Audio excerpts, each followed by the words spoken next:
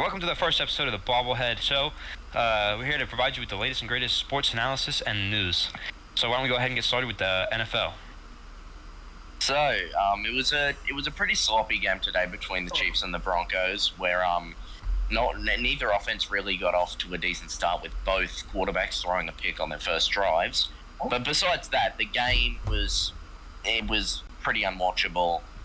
Mahomes clearly wasn't his best. Russell Wilson and the Broncos aren't where they should be. Yeah, it was pretty ugly to watch in the end.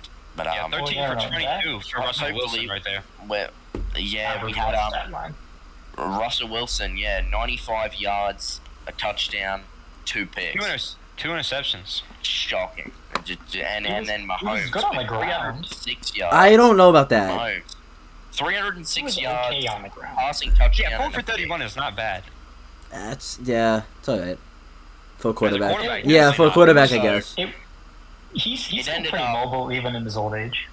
Mahomes ended up giving 9 receptions on 9 targets to Travis Kelce, who took that for 124 yards, no touchdowns, but he played a really good game, and maybe he was showing out to Taylor Swift. But the game ended. Both throwing laterals and shit out here for Swift. For all my bettors out there, the game finished 19-8, so it does cover the 10.5 point spread. If you did take the Chiefs spread, if you took the Broncos, sorry, this sucks. But hopefully the rest of the round goes a little bit better, because that was bad for everyone watching, betting, and fantasy wise. But do we want to get into our predictions? Unless you had Kelce. Kelce was amazing. You want to get into our predictions for the rest of the week? Alright, why don't we start off with the Titans, Ravens in London. Titans, Ravens in London. I have the Ravens taking this one. I don't think the Titans are very good. I don't think Ryan Tannehill is very good. I don't think D-Hop is enough to carry that offense. Their defense is okay, but I think Lamar Jackson, coming off a rough week, is going to bounce back and play a lot better. And they're going to win. Yeah, I've also taken the Ravens in this one. Defense is too good, and even if their offense stutters, I just can't see the Titans keeping up with them. This could be a 10-plus point win here. I think it'll be more than that. I also have the Ravens on this one. I think the Ravens' offense is just going to completely outproduce whatever the Titans do. So if we're all wrong, this is just going to look really bad, isn't it? Our first ever prediction, and we just get it wrong. We'll keep the record. We'll keep the record. But no, Ravens should be able to clean it up. They're looking like one of the favorites in the AFC anyway. So I mean, this is 9:30 a.m. game. I will not be watching that game. Are there any injury reports for that game right there? No, I'm pretty sure everyone's healthy in that one. They're actually just about everyone's healthy. Who's their wide receiver one? Treylon Burks. Treylon Burks is wide receiver 2 now, but he is out for that game. Yeah. So Westbrook 18 has more yards than Treylon Burks does. So Treylon Burks is officially out for that game. So that's going to be even worse for the Titans, which means, I really cannot see the Titans getting anywhere in that. But I feel like we don't talk about enough how bad the A.J. Brown trade was for the Titans. They gave him because they didn't want to pay him for Treylon Burks, who's not very good, and then just paid DeAndre Hopkins anyway, who's old. It doesn't make any sense. They've built the Eagles. The Eagles have been amazing now because... Horrific. Just horrific. Got A.J. Brown. Yeah, I don't support this. The next game, I'm mad. The next game of the week looks a bit better. We've got Falcons Commanders playing against the Commanders. Barn burner. Early game. Who do we have in that one? Well, you know me, as a true Commanders fan, I'm taking the Commanders. I think Sam Howell is really on to something here, especially last week. I think you can see the development already. Of course, keep a straight face here. I agree that Sam Howell's good, but I am the number one Bijan enjoyer, and he will run for 100 yards and a touchdown this game against the Commanders, and the Falcons will win on the back of Bijan Robinson and nobody else. I believe. I believe Kyle Pitts is going to do jack diddly shit, and the Falcons will still win this game. Scary Terry Sam Howell. I think it could be a deadly combo in the future. I think it'll be closer than I think it is. Not now. Yeah, you never know. Falcons, I think Bijan, easy 100 yards. I think he tears it up. Could get a touchdown. But I do think it will be a closer game.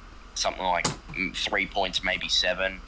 But I don't see it being more than a one-score game in the end, because I don't like either offense to really pull away and put on a big score in this one. So I think it'll be a low scoring, a lot of running, and I think the Falcons grind out the win in the end. I think the Bijan Chase Young matchup is going to be interesting.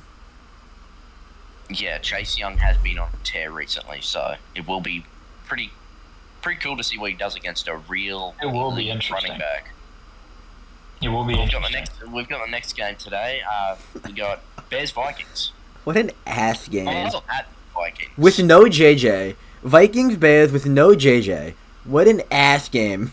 Listen, it's going to be tough, because, I mean, Bears are coming off a big win. The main appeal of the Vikings is having JJ. Without JJ, what do we think?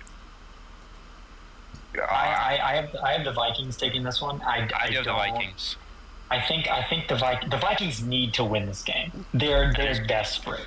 The Bears can lose this game and just get the first overall pick in a year and just be fine. They don't have to win this game. The Vikings have like a 36-year-old quarterback who's going into free agency. Justin Jefferson just got injured. They are desperate. I think Jordan Addison steps up. I think Alexander Madison steps up to an extent. And I think they win this game by probably like 6. I have the Bears. More than 6. I have the Bears winning this game. I think Justin Fields and DJ Moore have been finding their rhythm lately. I think... Lately? Yeah. One game?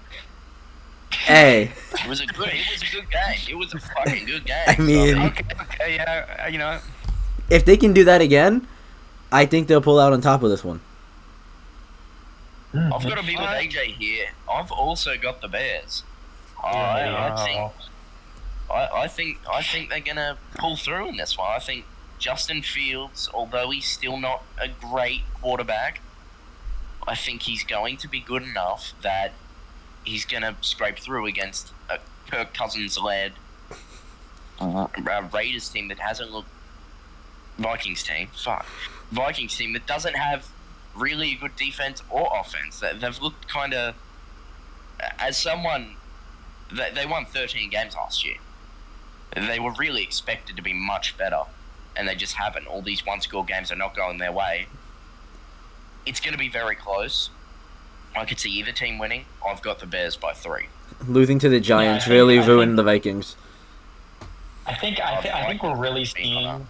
I think we're really seeing regression from 2 teams who shouldn't have been in the playoffs last year, and that was the Vikings and the Giants. They were not good enough to be in the playoffs last year. Everybody kind of knew it, but the Vikings kept getting lucky in the one-score games. They won, like 14 one-score games in a row, and then they lose their first one in the playoffs.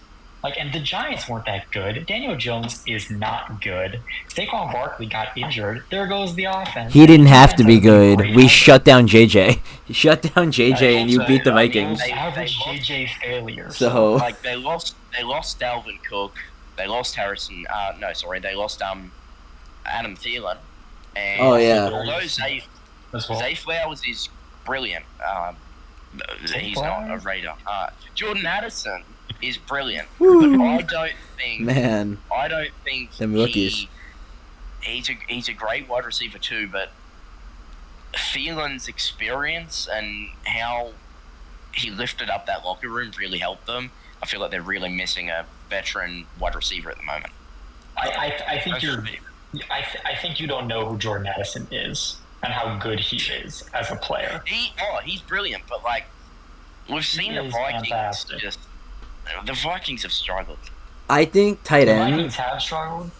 I think the tight ends will be. They just weren't that good in the first place. I don't think they were ever that good. But the Vikings, now that they've got TJ Hawkinson, that is also a really nice pickup.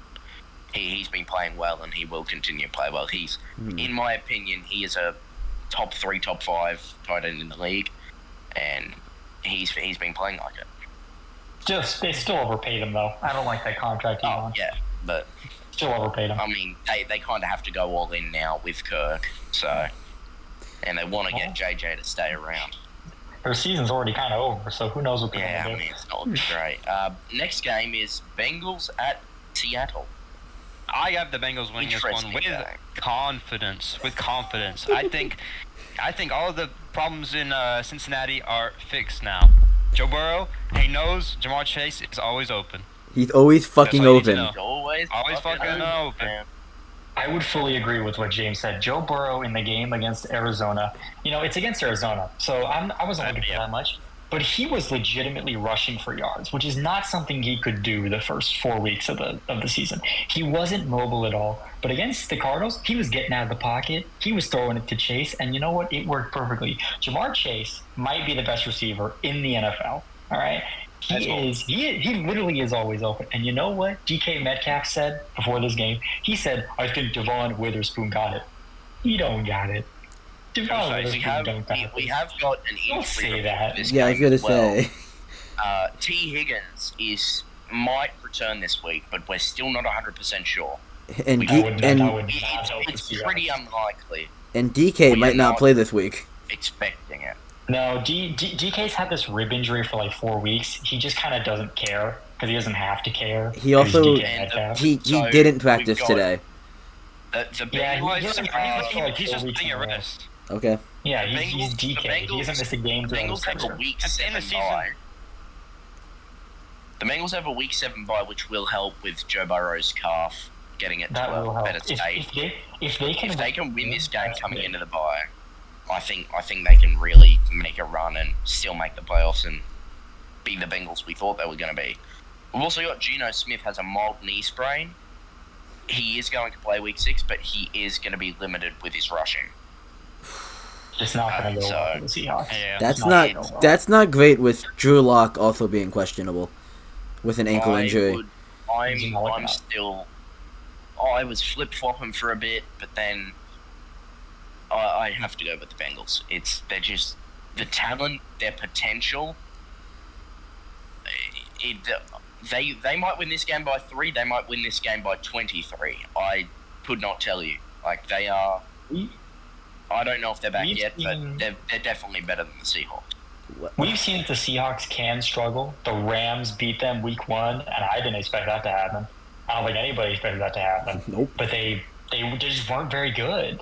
Like, I don't think the Seahawks are that good. I think they've gotten lucky. I think here's their schedule so far. The Rams, who they lost to, the Lions, who they got lucky and beat in overtime, the Panthers, who suck, and the Giants, who suck. That we do. Like, there was only one good win so far, and it was in overtime against a team coming off an opening day win against the Chiefs. Like, it's hard to beat the Chiefs, and it's hard to recover from playing the Chiefs.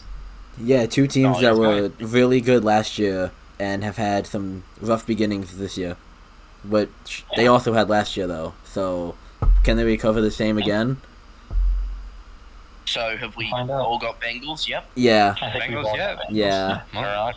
Well, the next game is, unfortunately, the Cleveland Browns. Do we really? The 49ers. Do we have to talk about this one? The 49ers home. Without Deshaun Watson. Deshaun Watson is not. Well, Deshaun Watson, they're saying risky. It looks like he's not going to play because he's going to have decreased volume and accuracy. It doesn't look like he's going to play. He was ruled out. He's been ruled out. So he's officially ruled out. Yep.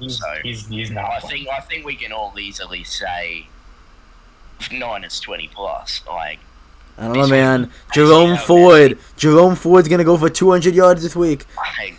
This could get really messy. Nah, Niners winning this by like 24.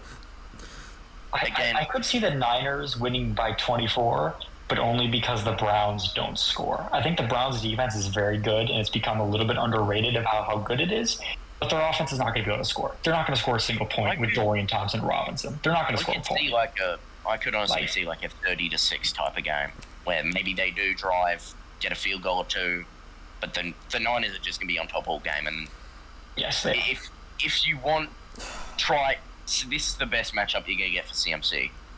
smashes over on the rushing yards, it's going to be good. He's going to be running it a lot because, yeah.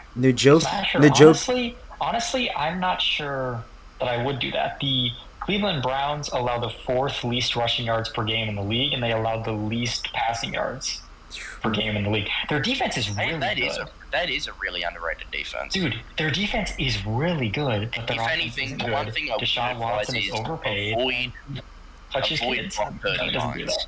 Avoid Brock Purdy's lines. I don't trust much. Depends on what Brock Purdy's lines are, honestly. If it's like 250 yards, I bet the over I think it's going to depend more on Myles Garrett's last injury report, because he was limited today in practice. Yeah, that if he's probably. Out, but I know Njoku didn't practice at all today. The Browns are in shambles. We shouldn't be spending time on this game. We know it's going to be it's going to be an absolute bloodbath. So the next game, unfortunately, also a fucking bloodbath. Dolphins at the Panthers. Miami by 50. There was news today that has come out. If I can find it in here, A-Chain, Week 10 out is with a bye. knee They're injury. thinking a Week 11 return for him. He's definitely out Week 6, Week 7. It's a shame because they might keep him out more. He looks... Well, here's the thing. They don't really need him. Like, they don't need him. They're a heavy pass offense. He's fantastic. He looks like the second coming of Chris Johnson with how fast he is and how just electric he is, but they don't need him. They have Tyreek Hill and they got really good backup running backs, and they have Waddle, and they have a lot of good players. The Dolphins might be winning by so much at halftime that Chase Claypool might actually do something in the second half. That is... If Chase Claypool's line is over 0.5 receptions, smash it. He will get a reception. Claypool, honestly, will probably be for a touchdown. Braxton Berrios, I think he could do something with a catch or two, because it's just going to be... This game's going to be over at halftime. Incoming... Braxton Berrios, known football man. Known. If you get the reference, you get the reference. Yeah. So we've all got Dolphins, I'm guessing. And a Dolphins, pretty convincing victory. I think the Dolphins are going to win 37-7. I think it'll be more than that. Yeah, Trust me, I think they hit at least 50 this game. I think they'll be up. I think the touchdown the Panthers score will be in the fourth quarter. I think now that Mike McDaniels have basically done nothing. I think now that Mike McDaniels knows what the record is, he's gonna go for it this game. He's putting up 72. He's putting up 72 this game. In the next game, we've got a little bit closer. We've got the Jags at the Colts. Colts, no Anthony Richardson. He's on IR. He'll be out at least 4 games. Anthony Richardson is gone. So I have the Jags. Well, listen, Gardner Minshew has been really good. Gardner Minshew has been brilliant as a backup, but he's not Trevor Lawrence level. Trevor Lawrence is definitely a massive step above him. I prefer... Oh, this is a Minshew revenge game. Minshew revenge game. I definitely prefer the Jags' weapons with Etienne, Ridley, and Kirk. Especially last week, Etienne had an amazing game. I would be taking some... I'd be smashing some betting lines on Josh Downs. Gardner Minshew has loved throwing to Josh Downs. Loves it. And they're going to have to throw a lot in this one, being down early. I would take some Josh Downs lines. If you can get something around the 60-yard mark, I would slam that over. I think he does that. I think the Jags are going to win this game. I think they're going to win it by probably about 15 points. I think Gardner Minshew plays okay. I don't think he throws an interception. But I don't think he can keep up with Trevor Lawrence, and they have better weapons. And Jonathan Taylor isn't really fully there yet. I don't know if it's better weapons. I think it's just more... The Colts are kind of a mess. I don't know if it's better weapons as it's more of just more consistent weapons. I think they're better. I think Etienne's better than Zach Moss. I think Ridley's better than Pittman. I think Christian Kirk is better than Josh Downs. I think Evan Ingram is better than their tight end. I think Zay Jones is pretty good wide receiver. I guess I've kind of got a hot take then. I think the Jags only win by 7. I think it'll be a real close It's a game. third I could totally see this being a. scrappy game. I could totally see this being a field goal game, like 21-24. Like, obviously, that Jags-Chiefs game earlier in the year, I feel like it's going to be something like that. But the Jags getting out on top. Something really close, scrappy, but they get the job done. Yeah. I mean, even last week for the Jags against the Bills, it was close. We've got the next game, Texans at the Saints. I have the Texans winning this one. I think CJ Stroud is going to continue with his hot hand, and I don't think the Saints are very good. I was going to say, we've got both teams. Well, we've got one team coming off a 2-point loss. Texans lost to the Falcons, unlucky. CJ Stroud played brilliant. The Saints just absolutely fucked on the Patriots 34-0. But it seems like the Patriots are allowing that every week, so... I also have the Texans. I don't know. I really like CJ Stroud. He's possibly one of my favorite rookie quarterbacks I've ever seen play. I'm really high on him, and I think the Texans win by about 3-7. I think it's a close game, but I think CJ Stroud will show us why he should be the leading candidate for Offensive Rookie of the Year. Sure. So yeah, Bijan's stupid. I mean, A-Chain's been making a case recently. Oh, well, until he got fucking killed. Until he got killed. 5 big injuries. So. Yeah. James, what do you think about this game? I originally had the Saints winning, but upon hearing the discussion and looking at the stats a little bit closer here, I think the Texans are going to win this one. CJ Stroud. I could see this game going either way. Like, this very easily could go either way.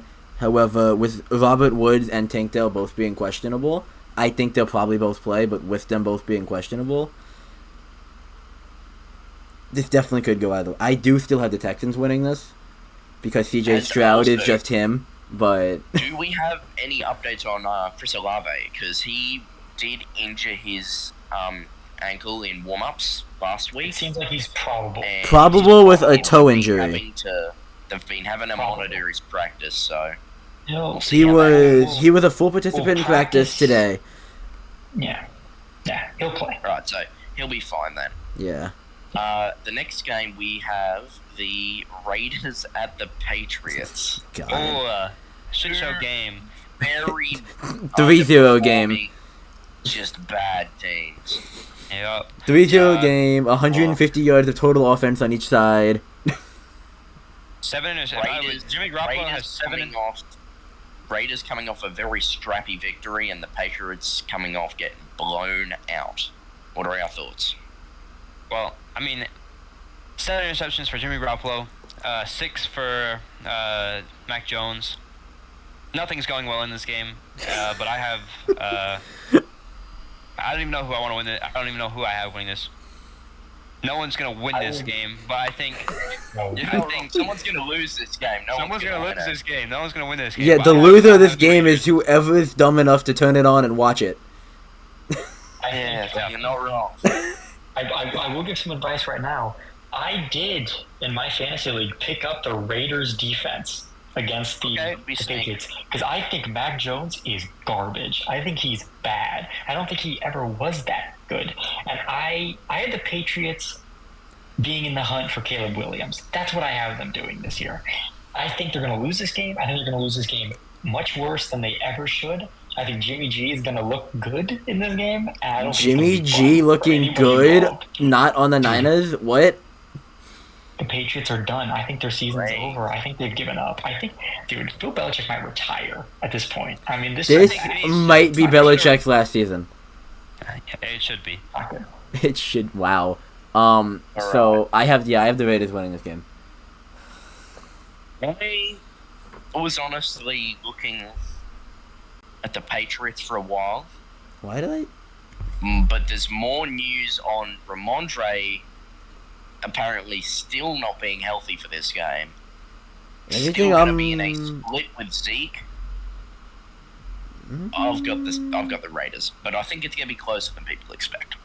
Incoming Zeke breakout game. I think the Patriots are much worse than you think they are. I think the Patriots are much worse than you think they are. I think you might think the Saints are much better than they actually are. The Raiders? Saints. Yeah, because the Saints blew out the Patriots. Okay. Oh, okay. Yeah. I'm tracking.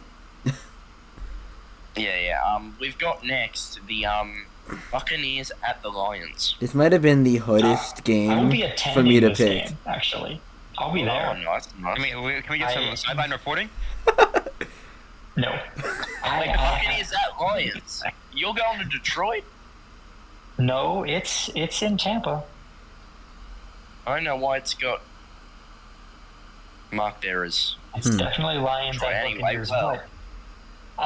Congratulations, Aiden! You've just doxed where you live. I have the Lions. No, I didn't. I have the Lions winning. I know Sam Laporta might be questionable, but Amon-Ra St. Brown is probable, and David Montgomery is playing. And as soon as I see David Montgomery playing, I know he's getting 35 carries for about 120 yards and 2 touchdowns. All right. I think the Buccaneers are fine. Mike Evans will probably play. If he doesn't play, they're screwed. But I think he'll probably play. But I just don't think the Buccaneers are as good of a team as the Lions are. So I got to pick the Lions. Yeah. I'm taking the Lions as well. I've got, Mike Evans here. They reckon he's 50-50. So, if he doesn't play, they're screwed. If he doesn't play. 100%. If he's out, I could see this being a 20-point blowout. Yeah. If he's not, absolutely. If he's in, I've still got the Lions. If he's in, could be more of a 10-point game, but I'm very high on the Lions. Might be Chiefs bias because they beat us, but man, they've looked brilliant this season. All the young guns are starting to shine again. Cope. Rose Cope losing the opener at Arrowhead. I think they're really good. I think they could be a sneaky. Obviously, they're not on the same level as the Eagles or the Niners, but they've been playing really well, and I think their future's going to be really good. Goff's been playing brilliant.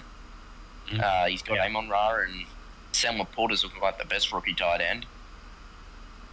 Best rookie tight end we've had in a long time. Defense is pretty good. Yeah. I don't see them losing. AJ, I want to get your reaction to that because AJ's making some facial expressions over here. I want to hear what he has. I was about to comment on my facial expressions that had nothing to do with this. I'm getting some whack ass fantasy notifications right now that I should not be getting. Oh no, like what? Like people dropping Joe Mixon for Tyler Boyd. Yep. Fantasy advice right now. Don't do that. This is what happens when you join a Yahoo League with a bunch of 40-year-olds that don't actually watch football. Don't drop Joe Mixon. Our next game is. I should go pick him up, actually. Rams at the Cardinals. I'm gonna quickly pick up Joe Mixon. I have the Rams winning this game as a Rams fan. The Cardinals are scrappy. The Cardinals will manage to be in this game, but I can't see the Cardinals winning this game. James Conner is out already, so they're down their starting running back. Yeah. The Rams defense has been pretty decent, and we've played some very good offenses. And I think the Rams play well. I think the Rams get the win coming off of a bad loss against the Eagles. Well, not really a bad loss, a frustrating loss. It was frustrating. We've got the news on James Conner looks like he's more leaning towards missing 3 weeks than 1. So it's looking like he's gonna. It's not looking good. It looks like he's gonna be out for a bit. It doesn't really matter. The Cardinals should be trying to tank, but Josh Dobbs fucking thinks differently. Josh Dobbs is okay. Like he's not bad. I think the Cardinals are very underrated, but I also think the Rams are very underrated. I think the Rams win by 7. I have the Rams winning as well. I also have the Rams winning, but the Cardinals have a tendency to be in games they shouldn't be in, like the Cowboys game. I think the Cardinals will be in the game, but I don't think they'll be.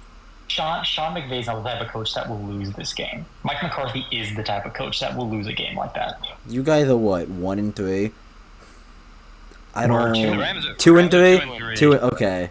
Cardinals are 1-4. Two of our losses are to the Niners and the Eagles. We've got the line. The line here is 7. Okay. The line here is Rams by 7. I think that is perfect. Yeah. The Rams have had a really tough starting schedule. Really tough starting schedule. the Rams deserve this. The Rams deserve a game where hopefully they can get it done and move to 500 again and maybe start pushing for a playoff spot with Cup and Puka Nakua breaking out, Tutu being pretty good, Kyron Williams being brilliant. I think things are looking up for the Rams. Things are looking up for the Rams. Rams. The next game we've got is Blowout. the Jets at the Eagles. I think the Jets have got I think the Jets have a pretty good defense, but the Eagles have a better defense and a much better offense.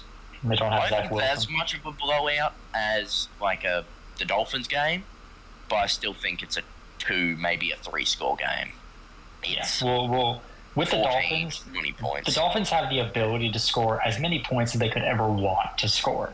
The Eagles' offense isn't as good as theirs, but the Eagles are just a very good, well-rounded team. They won't lose this game. They will win this game. I could easily see something like a 21-3 scoreline with the Eagles kind of just. I can almost guarantee that the Eagles will win this game. I do think honestly, Zach Wilson is looking better though. The line Zach is Wilson 7. has been looking better, but he's still not. I would be slamming the Philly line right now. I think All of them? they're winning by 7. No, the only the fucking spread. Philly by 7 is. I think that's pretty reasonable. I think they can win by a touchdown. I think that they will win by much more than a touchdown. Yes. I think Zach Wilson is going to do some Zach Wilson shit and throw like 2 picks. So I think worst case scenario is they win by 7. Best case is they blow them out by 30. So I think 7 is a pretty good spread. And cover your ears, AJ. Oh, that's right. We have my game still. Yeah. Sunday night football, you know what? Bills at the Giants. Here. Save me, please. The Giants O-line looking like Swiss cheese out there. What It O-line? looks like you put me out in the O-line to block. We did. So. That's exactly what we did. And not getting sacked. I can't blame it all on Daniel Jones either. This O-line has been awful for him. He's made some bad decisions, but... Well, he has 6 interceptions and 2 passing touchdowns. So that'll do that. Giants are just... They're in trouble. Without They're not without good. Saquon, we are nothing. Well, Saquon's Even by with law Saquon, books, you're not he's much. not playing. And Daniel Jones Waller might looks not play either. like his age. Old. Yeah. Daniel Jones does look like, because of the O-line being where it is right now, and he keeps getting this same injury, there's a very high risk that he goes in and plays, and if he takes too many sacks, he could end up like Tua. It's Oh no, not Tua. no. He won't end up like Tua. He'll end up like Tua concussion last only year. grows stronger. Yeah. What are we talking about here? Tua gets better. That's so real. Going from Honestly, if the Giants are smart, they rest Daniel Jones. because we're gonna get blown out anyway. AJ, Hey, wait a minute. Hey, all I'm saying is Cole Beasley is active this week. Cole Beasley revenge game against the Bills. Cole Beasley 2 touchdowns, 150 yards this week. AJ, I have an idea for the Giants. It won't happen. There's this guy. Who's His gonna name do is that, though? Caleb Williams. Oh yeah? Tell me about him. He's pretty good. He's very good. Is he? And Drake May, he's also very good too. So you could probably get a couple picks for cutting Saquon if you Daniel wanted to do it Jones. quick. Actually, you know what? I want Bo Nix.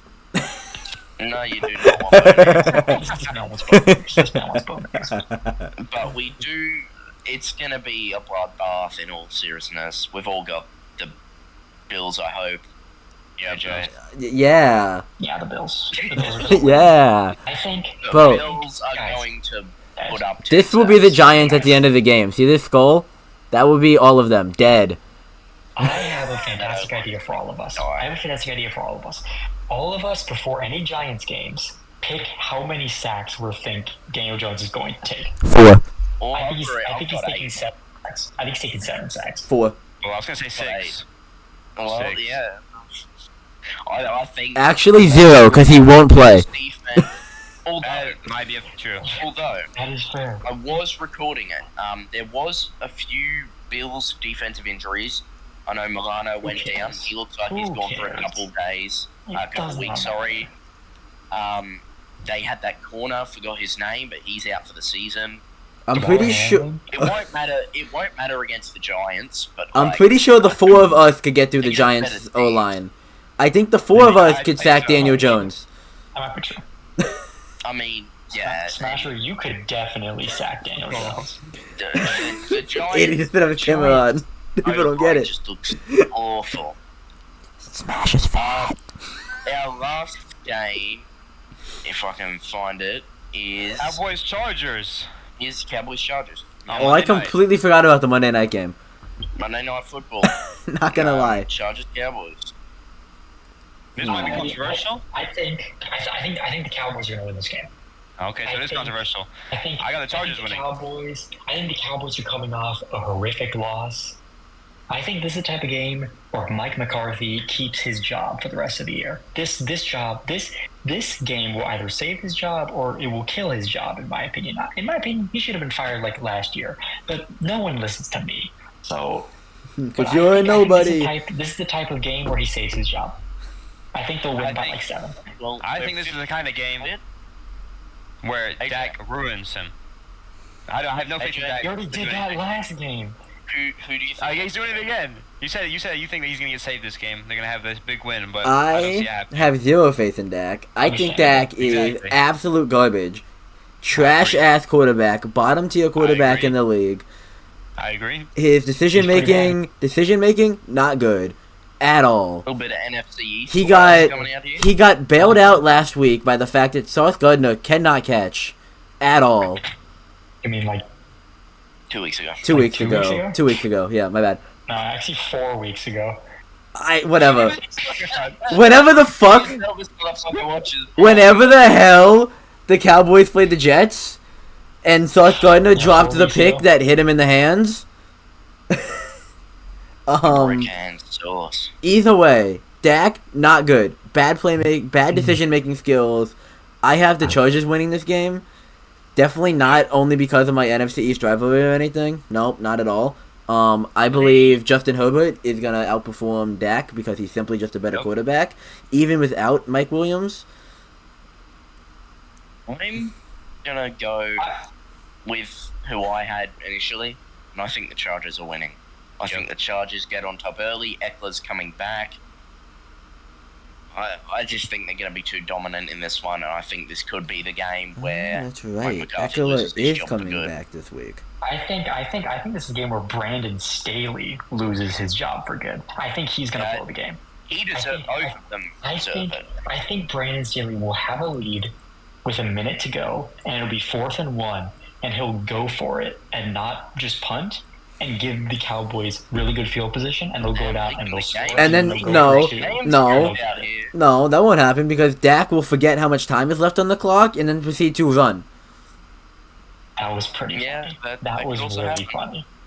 That was really funny. No, I think Tony Pollard, if he plays, he's questionable here. If he doesn't play, ignore everything I just said. They will lose if he doesn't play. We've got some of the moving on. We got some of the top performers from last week. Couple guys that were just at the top of their game. First of all was Jamar Chase. Oh yeah, coming back. My go. My fantasy teams are happy about that. 15 catches, 3 touchdowns. Franchise record. Monster performance. I don't know. Is it? I think it was a franchise record for catches. Yeah. Yep, receptions, I believe. And 19 targets as well. He almost got 20 targets in that one. That's insane. He's always fucking open. He's always fucking open. He told you. He told you, and Burrow listened. We've also got a guy that not many people were starting in fantasy. Zach Moss, 195 total yards, 2 touchdowns, 165 rushing yards, Jesus Christ. 7.1 yards per carry. Just dominance. Jonathan Taylor may never get his job back if Zach Moss keeps playing this way. Just brilliant. Is Jonathan Taylor a system running back? He might be. Incoming JT to the Niners? No, they already have one. Don't give him any more. Yeah, they have one made of glass. The London boy, Travis Etienne, 184 total yards, 2 touchdowns. Another really solid game. he good. at the start. I had some notes for the game, and I said he was awful on the ground. He was looking awful. His first 5 runs went for something like 8 yards. He took that personal. After that, He took he that went personally. crazy, and 5.2 yards per carry is nothing to frown at. That is brilliant. That's what you want to see out of a. What were his first 5 carries at? It was something. Something low. There was a couple carries with those first. There was a couple. Yeah, he had like a couple like 2 0 and yards. 3. Yeah, 0. I have the play-by-play right here, Smasher. I don't think you're talking. I think you're talking crazy right now. 0-yard rush, 9-yard rush, 9-yard rush, -1 yard rush, 0-yard rush, 6-yard rush. In his first couple carries, he was good. I mean, that averages out to what? That averages out to like what? 4 yards per carry though. 2 zeros and a -1 is just not but 2 great. 9s and a 6 is good. The 2 9s. So I was watching this game. Definitely. A lot of the big runs, like those 9-yard runs, were what they should be designing for him, which is the run around, getting out in open space, Outside runs, blocking outside. Whenever he went up the interior, that's when you got the 0-yard runs and the -1 yard runs. So, Well, it's a learning process. This week, maybe he'll get a bunch of 9-yard runs. the Jags are good, and I think the Jags win, as I said this week. And Yeah, I got the Jags win as well. Keep going. I think we all have Brees the Hall. Jags winning. Yeah. Brees Hall is officially Back. taken over Dalvin Cook's job completely. Don't know why the Jets signed Dalvin Cook to begin with. Didn't use him. Brees Hall, 194 yards, a touchdown, 8 yards per carry. I would like to bring up a quote that I got before the season started. Smasher, the man in this party right here, said that Dalvin Cook would be a top 10 fantasy running back. He did say that. I have the screenshot. What do you think about that? It could be my worst fantasy take of all time. I don't know about that. But I counter that point. With me and Aiden both said that Kyron Williams was going to have a breakout year. We said he was. There's still time. There's still time. There's still time for him to have a breakout And year. he's been He already brilliant. did. Kyron Williams He is, has been James. brilliant. James, he is. He is having that breakout year. I have enough fun. Ian, He is. Smasher, We were like on a that. year ago on Madden, I cooked him with rookie Kyron Williams in Madden, and he was like, "Who is this guy? What are we talking about?" And yeah, I saw it coming. We thought we started a joke out that Kyron Williams was great. He was him. As the season gone on, we were right somehow. With Cam Akers now, with Cam Akers gone now, he's only gonna thrive. He's a lot like Pacheco, where he runs really hard. He hates the ground. He's just going. He just wants, every time he runs, he wants to make it to the end zone. I Which is think Kyron Williams might. He's not that big. Whoa, boy. I think he might have a Josh Jacobs Saints also a line. midget, and look what he did. I think Kyron Williams might follow this Josh Jacobs line of being really fucking good for like a couple years, and then falling back down to earth and sucking ass. You just described every single running back that's ever played in the National Football League. No, I didn't. No. Except for like Name one that's What, James? A couple more. Name one that doesn't follow that trend. CMC, Chubb. He's only 27. Chubb died. The Chubb got injured.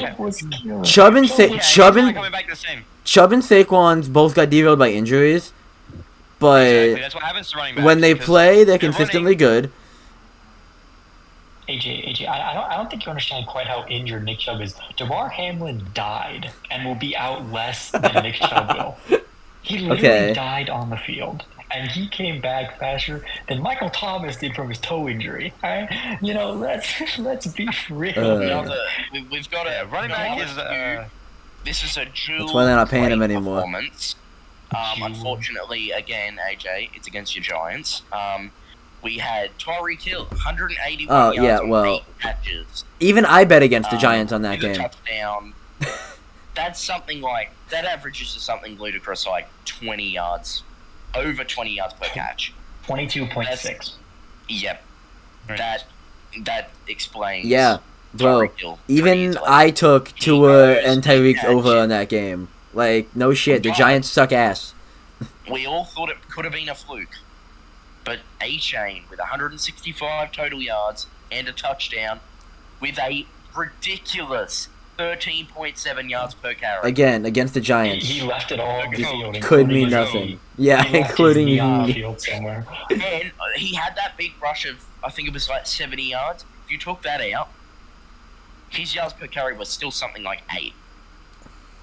Even without that massive rush, the Giants stink. He still really? I was unaware. And all of our teams stink except Smashes. You can't talk shit. Oh, the Commanders are on the come up. James. Hey, the Rams are okay. The Giants are still the worst here. Yep. AJ, I have a question for you. 3 of us have losing records. How did Tyrod Taylor come in and have a higher passing average and a higher quarterback rating? Because he's Tyrod Taylor. I don't know. Go with apparently him. James, how are we going for time here? Are we going to recap next week's game, last week's games, or are we going to go on to the NBA? I think we should go on to the NBA. Honestly. I think on time restraints we're moving on to the NBA, unless anyone has any final words for this NFL segment. Giants stink. Don't bet on them. Wow. Thank you. Bet against them every time. Okay, that's a perfect way to wrap it up. My main words are bet on the Niners, bet on the Dolphins, bet on the Bills. The Eagles, bet on the Bills. Ooh, I'm not so sure about the Bills. Matchups. Just go. Just bet. Just throw money at the screen. Let's move on to the NBA. All right, NBA time. NBA. Preseason action has gotten underway, and it has been great to watch. And obviously, I will use some performances to support. I only care about the preseason if it supports my agenda. My players play well. Players that I support play well. I will use that. Like my glorious king. Shit, I will use the excuse. It was just preseason. Real. But my glorious king. Today, this happened. Today, Scoot Henderson, first preseason game. He put up a nice little 22, 4 and 4, 6 turnovers, which wasn't great. Wow. But and he fouled out. He shot the three decently. He got 57% from the field goal percentage. I'm liking Scoot, and I think he could be Rookie of the Year. Alright, I am never joining a Yahoo fantasy team again. I think Scoot, depending on how Wemby's used, I think Scoot could end up Rookie of the Year. And I think if you're betting on it, Scoot is the best value for your money. I can agree with that. This dude has stolen my take. I've been saying it since the beginning. Wembanana is a bust. I have Scoot. Wembanana. Rookie of the Year. Rookie of the Year, you know. I love Wembanyama. I think he has a future in this league. I think he's going to be great. But I really like Scoot. I think he's going to be a better Ja Morant. And I think James is 100% correct. He is definitely, he should be a favorite for Rookie of the Year. He has that athleticism. He looks like he's learnt to shoot the three. He just looks like everything Ja Morant is, but without the gun. He's attempting to be without the gun violence, obviously. But there was. It's been a fun preseason, obviously, watching all these players that we don't usually get to see play as many minutes actually go out there and just do their thing. And you get to see the players that are lower down on the rosters make a case of why they should be the focal points of their team's offenses. For example, today we had people like Jabari Smith Jr. had a great day today, 22 points, 9 rebounds. Shot a Jabari Smith's not a rookie. It's like his third year in the league. No, it's his second year. And he's great. Still not a rookie. James Wiseman. He feels like he's been here for a while. Wiseman, who looked like he was going to be a bust, shot 100% from the field. Against 20 and 10. Wow, he was brilliant today. Wiseman's not great. I don't older bench pieces for the Suns, who people question their depth. Eric Gordon, 23 and 2. Nurkic, 17, 8 and 5. Oh, I can't wait for the Suns to be a disappointment this year. Depth. I cannot wait. I cannot wait for them to be a disappointment. Will be good. And the big headline coming up, first of all, we've got Victor Wembanyama playing Aiden's Heat tomorrow in a preseason game. I think we should go back, Armando, and talk about the matchup between Chet and Wembanyama. That was a good matchup. Again, people think it's going to be a Rookie of the Year race. They're sleeping on Scoot a bit, but sleep on Scoot, I agree. They're still great players. I think Chet is going to be. I don't think he's going to be as much of an offensive force, but I think he could end up like Jaren Jackson Jr. type on the defense. I think he grabs his boards, can rack up 2 to 3 blocks a game, score you like 15. He doesn't need to score when he's got Giddy and Shea out there. They're going to do the majority of the offensive work. He does not have to score. He just needs to be there as a defensive very well-known bucket. And on a Thunder team that lacks a lot of size with a lot of undersized bigs, he's definitely going to be a great piece, and they're going to need him to. I think so. Try and play into that top 3 Rookie of the Year race. So then, I think the Thunder could make a run for the playoffs, not only the play-in. They've got a very high potential. If Chet can play how people thought he would when he was drafted, they could go places. They could. I think they'll be good. I think they'll be in the play-in race, but I think they're still a little young. I think it'll be 1 or 2 more years. I think Chet will be good, but he won't be Jaren Jackson Jr. yet. He'll be good. No. But I think their defense is a little sus. I don't. Yeah, that's gonna be. I think they're gonna be the type of team that'll be able to beat really bad teams horribly, but if they play the Suns, Kevin Durant will pick them apart and score like 50 points. Well, yeah, you've got people like you've got Shea, who's amazing on offense. His defense is a liability. You've got Lou Dort, who's amazing on defense, but his offense is a liability. They're not. You can't combine them into one player. You're going to have either an offensive or a defensive liability out there at all times. So, they need more pieces, which they will get because the amount of picks they have in next year's draft and where they're supposed to land, they could be getting in a pretty stacked draft class. They could get some of the top prospects. Yeah, they could always get some of the top prospects. And the Thunder, they rebuilt right. They rebuilt the way that everyone rebuilds in 2K. Trade all your players for picks. Pick the best players. As a Heat fan, rebuilding is for sissies. We never rebuild in Miami. Just don't rebuild. We will always try to be good. Unfortunately, that's been Chicago's motto the last 15 years, even though we should have rebuilt. We should have rebuilt for Jordan 8 years ago. Before we move off the topic of this Wembanyama Chet matchup, I would like to put an opinion here that I think Chet and Wembanyama are going to be good for their first few years, but their frame, I don't think it's built for basketball. They are too injury prone. They are not going to make it in the league. They're definitely not going to. Criticism.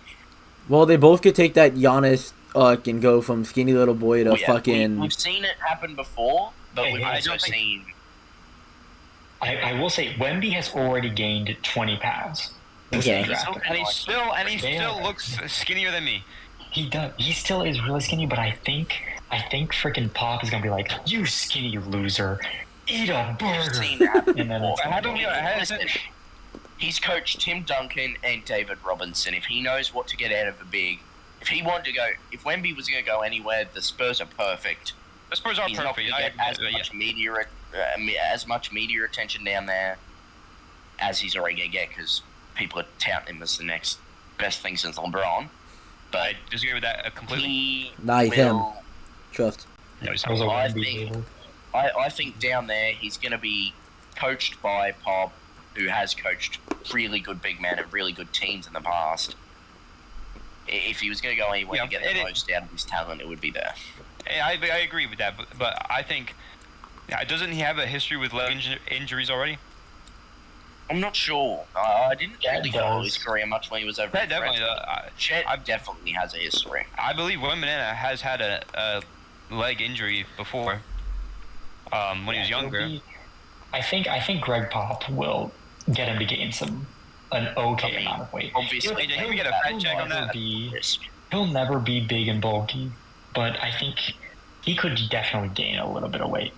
Also, I wish I could point out, I don't know if Wembanyama is going to be playing in their next preseason game, but I do know the Miami Heat will be playing without Jimmy Butler, Bam Adebayo, Tyler Hero, Caleb Martin, Kevin Love, Kyle Lowry, Jaime Jaquez Jr., Josh Richardson, and Nikola Jovic for their game against the Spurs.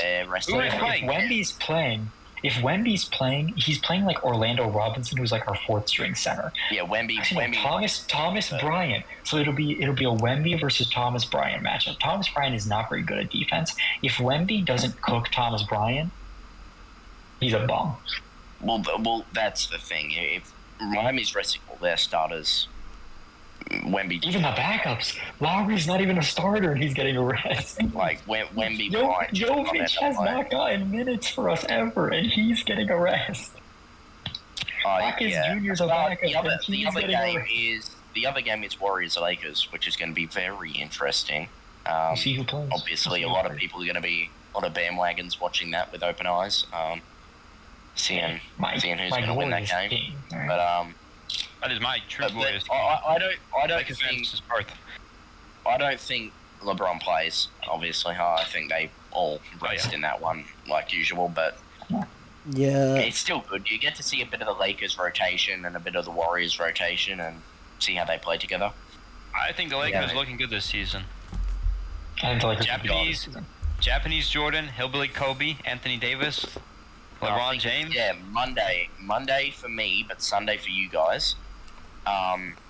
Will be when we see the Bucks, Dame, and Giannis officially play in the preseason game. I'm pretty sure that is. It's Bucks versus Lakers, and they have said that Dame and Giannis will play. So we will see how that pick and roll is unstoppable. Speaking of that duo, Giannis and Dame, I have both of them in my top 10 going into this season. If you guys want to discuss your top 10. Yeah, we made top 10 lists before this. Every single one of us. Some questionable. I also have both of them in my top 10. You're pointing the wrong way, jackass. Oh, I'm pointing at AJ. That is the wrong direction, but I am. AJ's this way from me. Wait a minute. We've got some very contentious takes on our basketball top 10s. Who would like to go first? I will go first. I initiated this conversation. Time to expose. Start at 10. Time to expose who does and does not watch basketball here. Everyone watches basketball. We're all expert analysts. Come on. Okay. I have my number 10 spot. Watch more basketball than Skip. Apparently. At my number 10 spot, I have Devin Booker. Okay. I feel like that's pretty reasonable. You know, he's a good scorer. And then number 9, I have Kevin Durant. Wow. Okay. Kevin Durant at 9 is questionable. Okay. This will be fun. I have 8 players better than Kevin Durant. James, stop. After you say someone's place, the rest of us should say who's in that place for us. Okay, let's go back to who do you guys have at number 10? Yeah. I've got Shai Gilgeous-Alexander. Number 10? I know that it's a whole thing with him being on the Thunder and him being on a shit team and stat padding. Hey, ESPN has him at 8, I think he's so... really good. First NBA All-Team last season, you have him at number 10. James, ESPN has him at 8 or 9, so yeah. Yeah, I don't agree with ESPN. I don't either. Bunch of idiots on there. I agree. I don't agree with them either. Yeah. Okay. A lot of people have said that they want them. He's not even in their top 10. No, he's like that. Shai is that 10 to 15 range for me. He's at like 11 to 15 somewhere in there. I agree with AJ. That's ridiculous to say. I think if Shai was on a good team, he would not average that many points. That dude's a bucket. I think he's a bucket, but he doesn't play defense. And the Thunder will never be good if they don't get a bunch of defensive anchors around him, like Chet. They need Chet to be good. Josh Giddey can develop into that, obviously Australian bias, but Josh Giddey needs to develop a jump shot. That's what he needs to develop. He's a tall point guard, and I think he could potentially be a pretty good defensive stalwart there, but they do need Chet. I think it would be a waste of talent. Let's reel it back in. Yep, Shai is going to come up later on. I have Jimmy Butler at number 10 for me. Okay. I'm a Heat fan. He did something no other player in the NBA has ever done, which LeBron is take an James. 8 seed to the finals. Well, that'll be fun. LeBron never took an 8 seed to the finals. Yeah, but that LeBron Cavs would team just deserved make to be an the 8 seed. Yeah. Alright, so at 10. freaking- Yeah, Jimmy Butler is just, he's great on defense. He lives for the moment. He owned Drew Holiday. He beat Giannis. He owns Tatum. He owns the Eastern Conference. He really does. He is, as soon as LeBron leaves the East, someone's got to take over, and it's Jimmy Butler. Jimmy Butler's taking over the Eastern Conference. I would be mad with switching out Jimmy Butler with a few of the guys that I have 9 and 10, you know? Jimmy's Yeah. nice, I'm agree with you. Valid. Jimmy's So nice, at 10, but at 10, I have What's your- KD. I have KD at 10. Okay. Damn, KD is Similar- Yes, I have 9 players better than KD. wow. I agree. He's getting older. And he's more injury prone now as well. He is getting He snapped older, his but ankle walking around. I'm guessing everyone here's got LeBron in their top 10. So I mean, Yeah, but LeBron, Who? my Laborious King, is different. Who? Player in LeBum? the league and he's doing it. LeBum in my top 10? okay. Okay, moving on. Number 9. I got. Number 9. All right, I'll go. I have something similar to AJ. I got Kevin Durant. You know, I have him down there. Yeah. I think he's still one of the best players in the league, but he's just not up there for me. I feel like there's guys better than him that I'd rather have on my For team. me, this one might be a bit controversial, but Anthony Davis at 9. I I think think- Davis higher than that. I have him. I think him not on my the list. reason I have him 9 for both sides. We've got the one side saying he should be higher. I don't think he should be higher because of availability. He is never healthy. But on the other Which is side, the main reason people he's who not say on my that top he 10. shouldn't be there because he's not available. You have to look at when he was available. He was averaging something like 40 and 20 for a good month stretch of the season. He was on fire when he's healthy. I think part of the reason he was was. a top 5 spot, but he's not healthy enough. I think part of the reason he was so unhealthy was because him and LeBron were alternating carrying the Lakers. One of them would be out, one of them would be in, so they'd be taking all the load from that month or whatever. Then they'd have to switch off because Anthony Davis gets injured, LeBron comes back in, and as soon as Anthony Davis gets healthy again, LeBron has to get out with an injury, and And then AR-15 has to pick up all the slack. AR-15 did pick up some slack, but he did not make my top 10. All right, at number 9 for me, I have Jason Tatum. I think Tatum is a very good At player. 9? I think. Yeah, that's a little low for me. I think the only reason why I have Tatum over Jimmy is because he's better in regular season. But I think Tatum is kind of a fraud artist in the playoffs. He just kind of loses to Jimmy Butler over and over again. But it's like, you cannot deny his skill set. He's got really good defense. He's got great offensive skill. He's a little streaky with his 3-ball. Sometimes he'll just brick like 5 threes in a row. But sometimes, as we saw against the 76ers, he hit like 4 threes in the fourth quarter. I would say he's here because of his ownership of the 76ers, essentially, and because he's good in the regular season. Hell yeah. But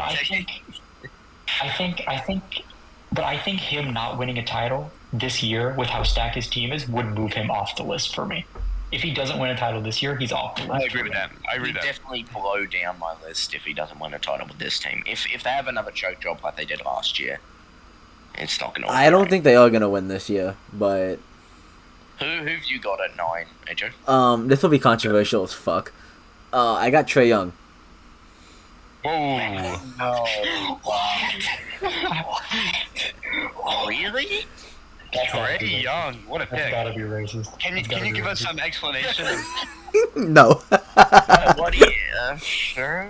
Because he's him. Number 8. I'm not even gonna. AJ just likes his game. AJ just likes his game. Yeah, I like his game. AJ just likes his game. Smasher, who's your number 9? Anthony Davis. Oh, okay, I remember. Never mind. Nah, Trae Young's just been good for me in the betting. Number 8 for everyone. James, Alright, you can start off again. I hate to say this. I got the MVP for last season. I got Joel Embiid. I don't hate that take. I don't hate it. How many times are you gonna lose in the second round of the playoffs? I'm cool I with just think switching him with. I'm cool with switching Embiid with everybody between here and him. I just don't see it. I mean, he was MVP last season, but there's guys I would rather have on my team. I'm just gonna leave it there. I guarantee you the guy I have at 8 is one of those guys that you'd rather have in your team, James. All right, hit us, AJ. What you got at 8? At 8, I have Luka. Nope. Luka at 8? I have him all the way down at 8. After that choke job last year, he plummeted down my list. I agree with AJ on this one. And I'll tell you, hold on. I'll tell you something right now. Luka's not on saying- your list. AJ was saying I might switch this guy with someone on my list. Luka is not on my list. Wow. And neither. Not on your top 10. Okay, I'll give you my reasoning in a second. And neither is Steph Curry. And I'll tell you, this double point guard meta that has seemed to emerge in the West, it doesn't work. I mean, it kind of does. Steph Curry's won like 4 titles. No, double point guard. I mean, they have Chris Paul there now.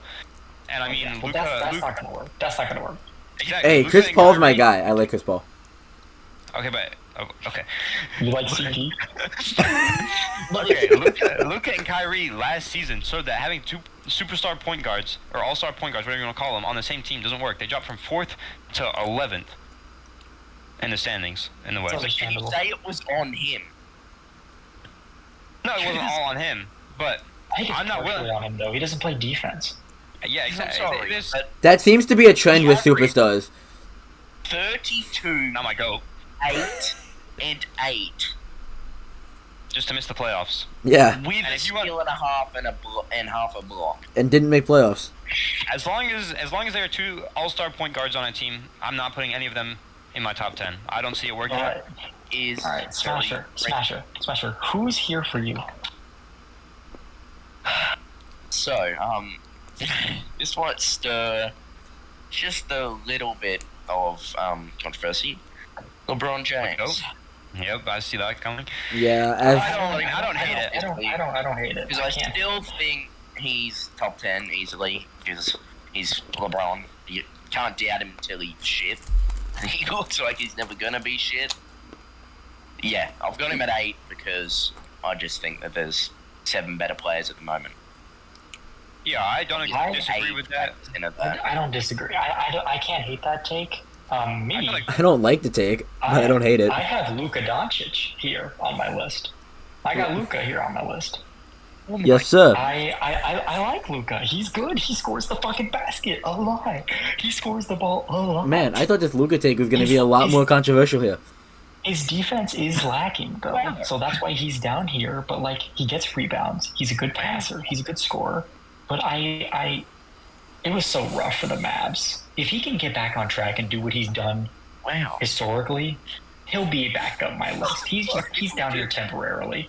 He's here temporarily. In a state of shock, I'm sorry. He's here temporarily, Smasher. I can't wait for Smasher to have Luka at like 3. Yeah, he's off my list. He's off my list temporarily. Unless someone shows me this 2-point guard thing works. Who we got I'm at 7? keeping him out. 7. This is gonna. Oh no. You and me possibly both. put you in the You and me both, James. You and me both. This is gonna put Smasher into cardiac arrest, and I have a pretty valid reason, I think, for having this guy here.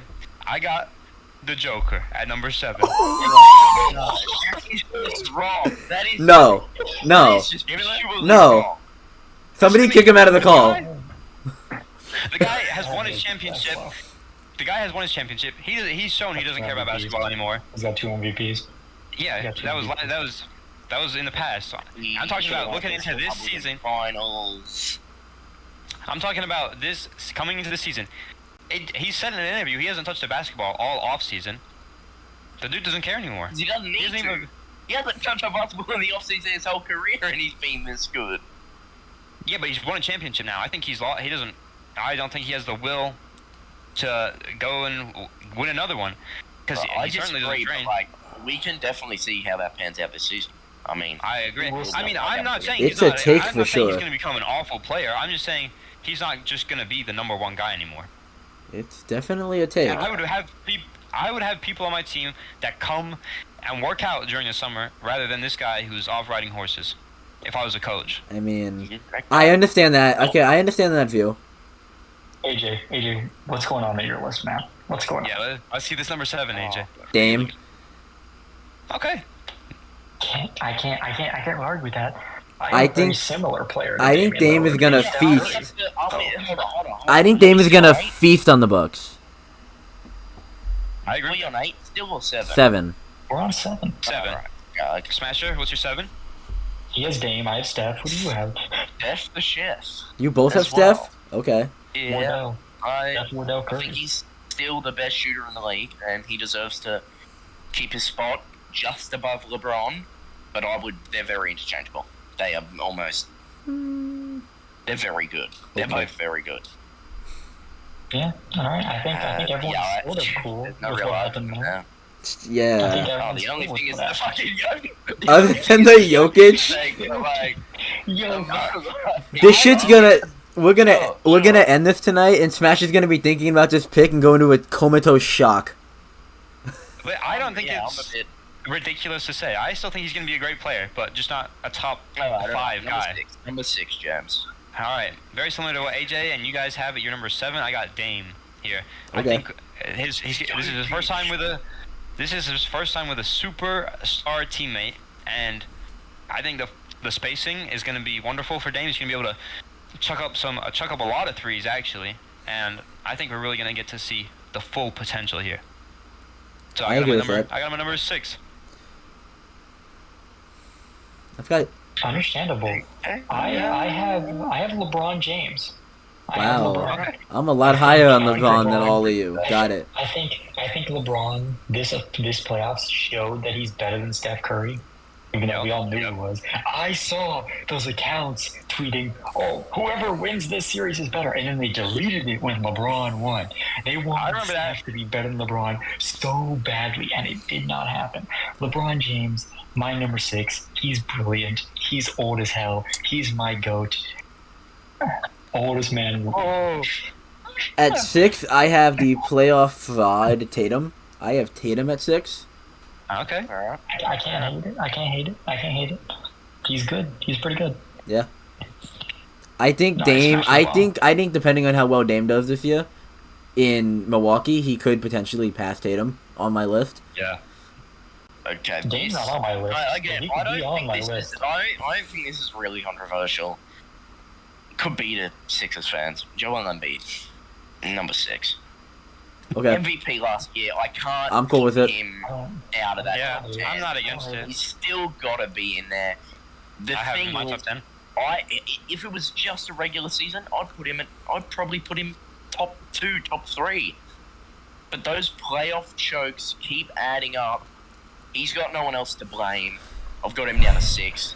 And if he does it again, yeah, I'm gonna have to keep putting him down because him and Tatum both.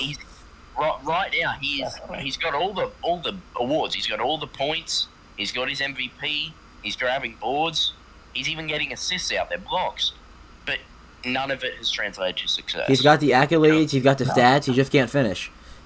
Especially with another MVP on the team, James Harden. He has Harden on the team. He has Maxey on the team. He has Tobias Harris, who they should have kept Jimmy Butler instead, but let's not put Tobias Harris on the list of good teams. They've got D'Anthony Melton's a good bench piece. They've got B-Ball.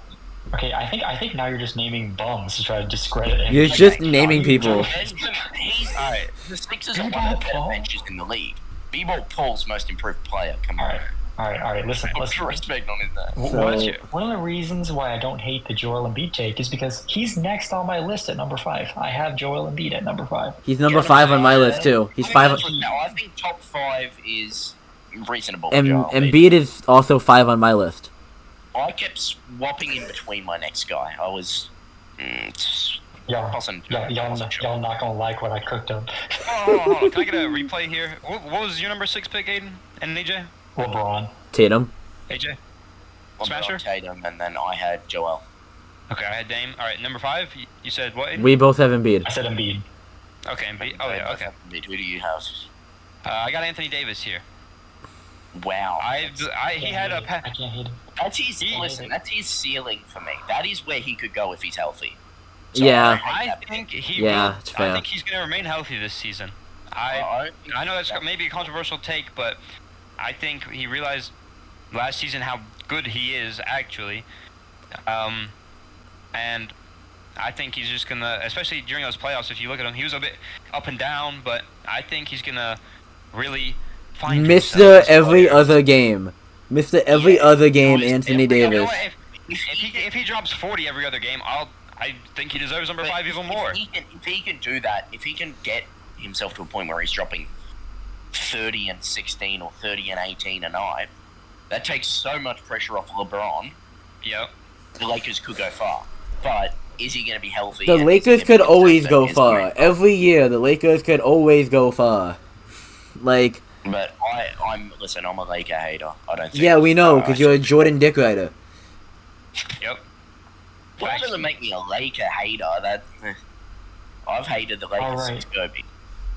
Smasher, did you say who's on your list here? No, he has not yet. 5, Kevin Durant. Nah, alright. I don't.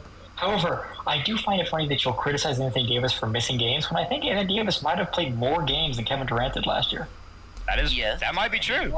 I don't know, but should do your Kevin research. Durant Really. might be one of the. Kevin Durant might be one of the greatest scorers we've ever seen. That's true. That's why he's still on my list. He was 50, 40, 90 last year. He can do literally everything. He can score from anywhere. He's got a decent enough frame so he can grab boards, and he's got a good IQ where he can pick up assists. I agree. Unfortunately, I'll never like him enough because he's a fucking bitch that ran to Golden State, but...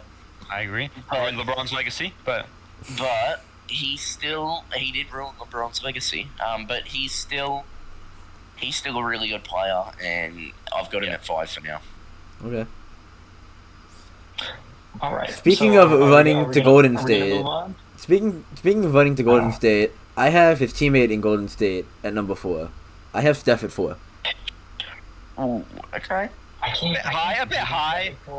Because he is a little bit high Curry. for me, but like he did just win Finals MVP. Yeah, he is Steph fucking Curry. He was good, like not that long ago. We can't discredit him too much. I'm going to discredit him because I still don't believe in the double point guard. How are you gonna have teams too small? You're gonna have Chris Paul off the bench. They started both of them. They started both of them in the preseason, no? They're gonna start both of them. Is it gonna put It's ridiculous. The team is way too small. Yep. He's at 3. Because I don't think you can. I don't think. No. That would be Draymond at power forward, maybe. Draymond's at the 4 and Looney's at center. The team's not big enough. League's coming off the bench. I suppose so. I hope they fix it mid-season, but I guess we'll find out. All right. Number four for me. All right. Apparently it's quite highly rated compared to everyone else, but Jason Tatum. Okay. I think he gets all the stats. Smasher, are you doing number 3? No, number 4. Oh, okay. I thought bro said 3. Number 4. Okay. Number 4 is Jason Tatum. He does a little bit of everything. Playoff success has been a problem for him, but he's had more success than Joel Embiid.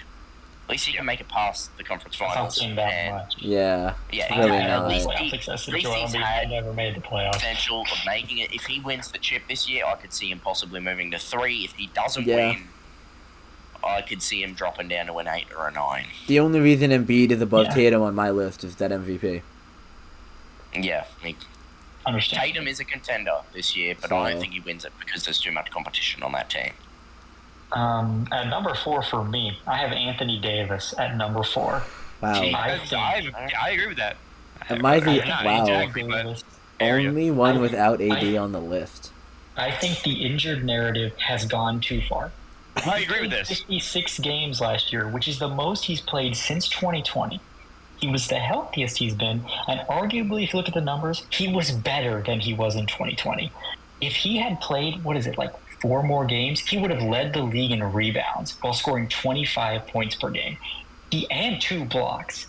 Anthony Davis is the best center in the NBA when he's healthy, and it's not a competition. He is better than Joel Embiid.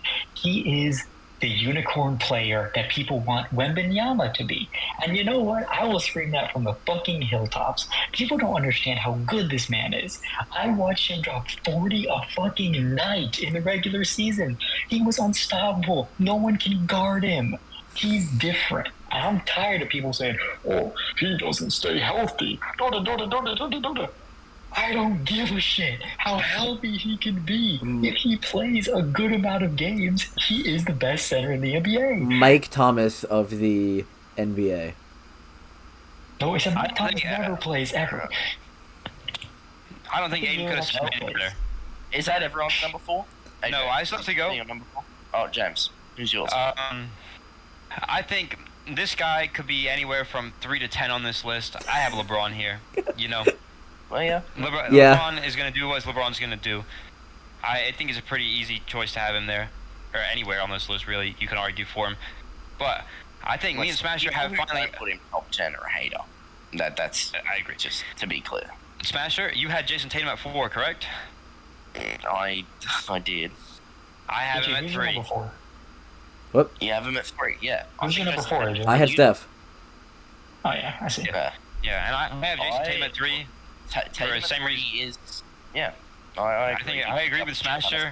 He should be in that kind of area. He looks a bit like a young LeBron, but without the ceiling.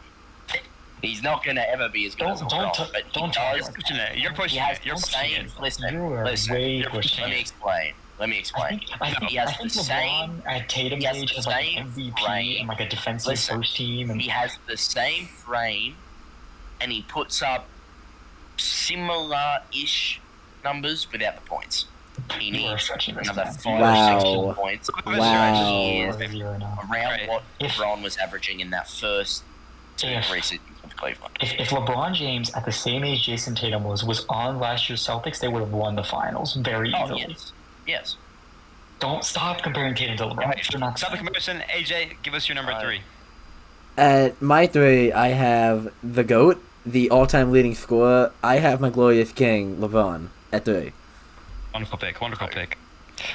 Can't argue with it. I can't hate what you're saying, though. LeBron's great. I really can't. I love LeBron. He's too old. He's gotten to a point where he's just not quite top 3 anymore. He's brilliant. I think he'll prove that wrong this year. He shouldn't be top 10 at fucking 39. But he is. That's ridiculous in itself. Like, it's crazy to think about his longevity. I can feel the hate coming on. I can feel it. Yeah, right? I can feel it through the monitor. The longevity's crazy, but... Alright. Last year wasn't that good. Too much negative energy. I think the headset off for a minute. He was injury-riddled last year. I Alright. don't think he's right. Let's move on from Smasher being a known LeBron hater.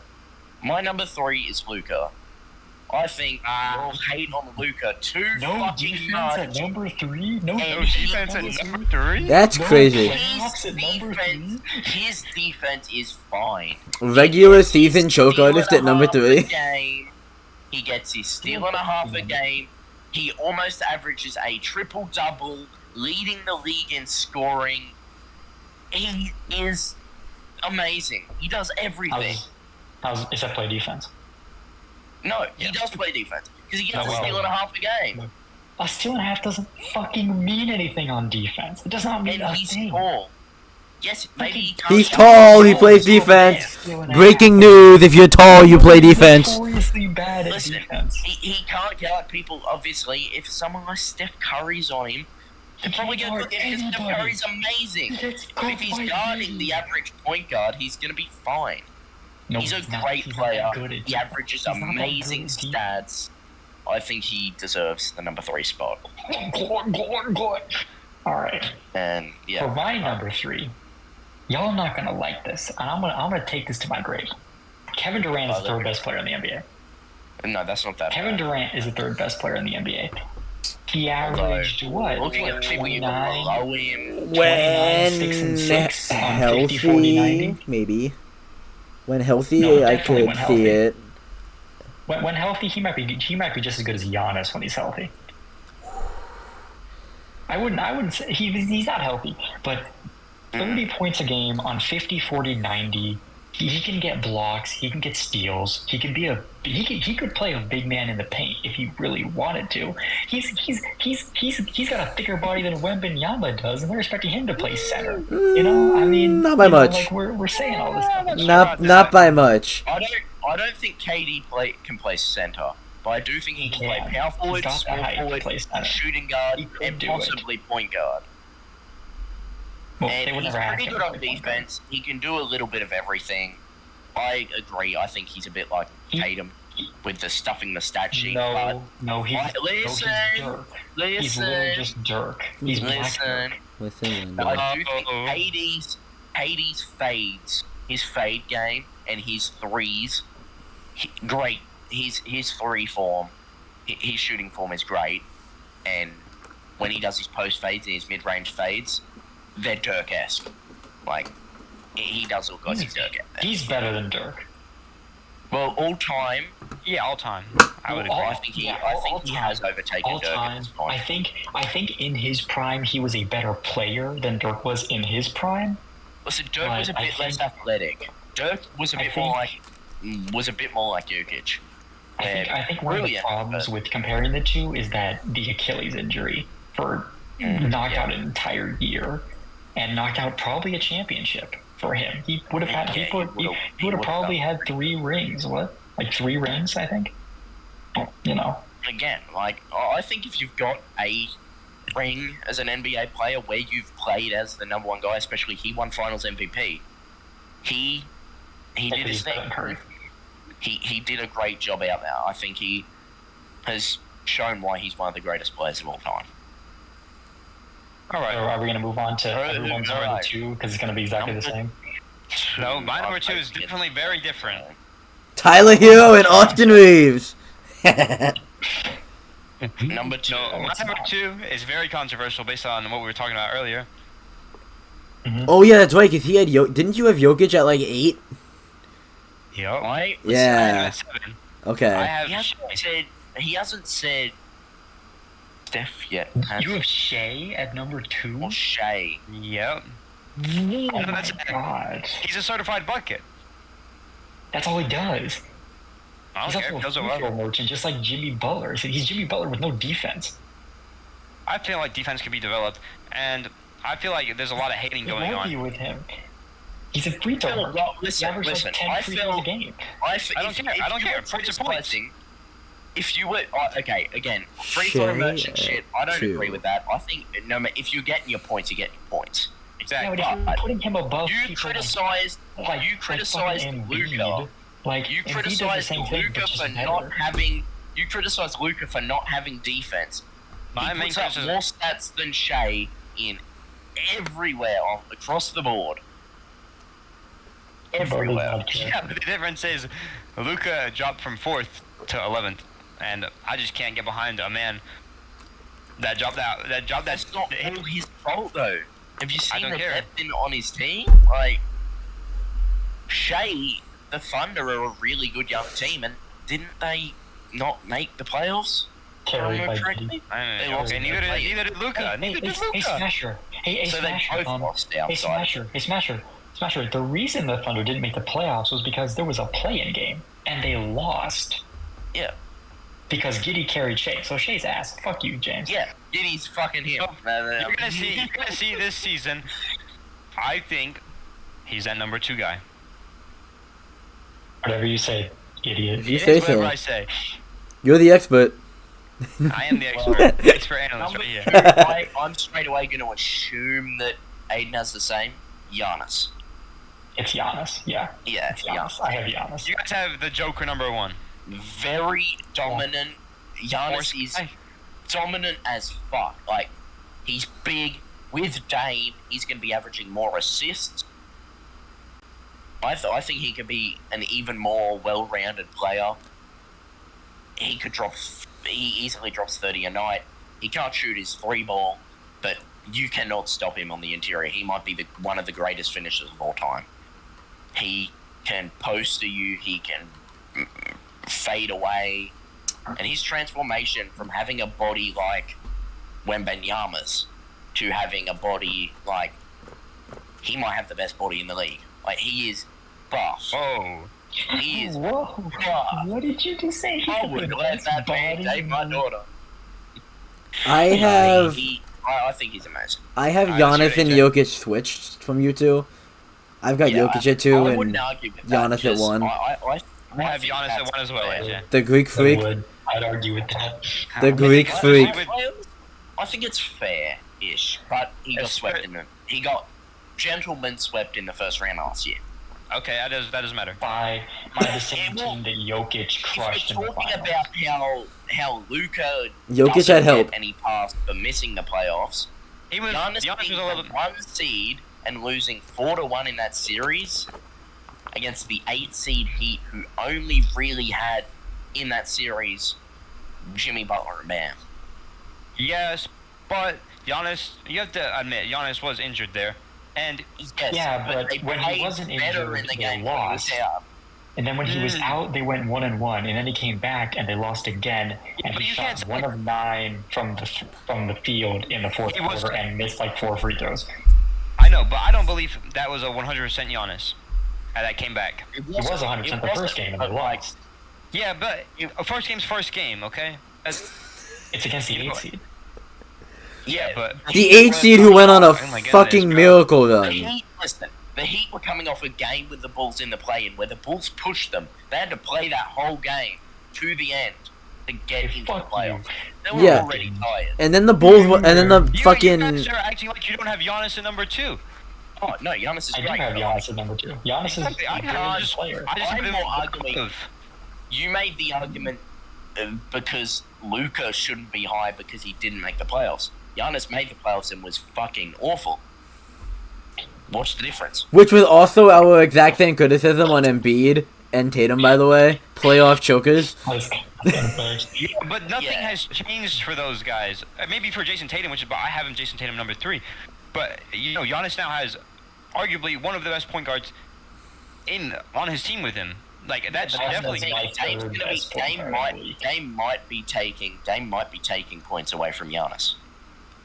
That's fine. Yeah, but he'll be adding rebounds and assists. Actually, because Jrue Holiday was averaging about 15. That's 15 to Dame. Dame will probably average like 27 points. Yes. I think Dame averages 27. I think Giannis averages 29 and 12.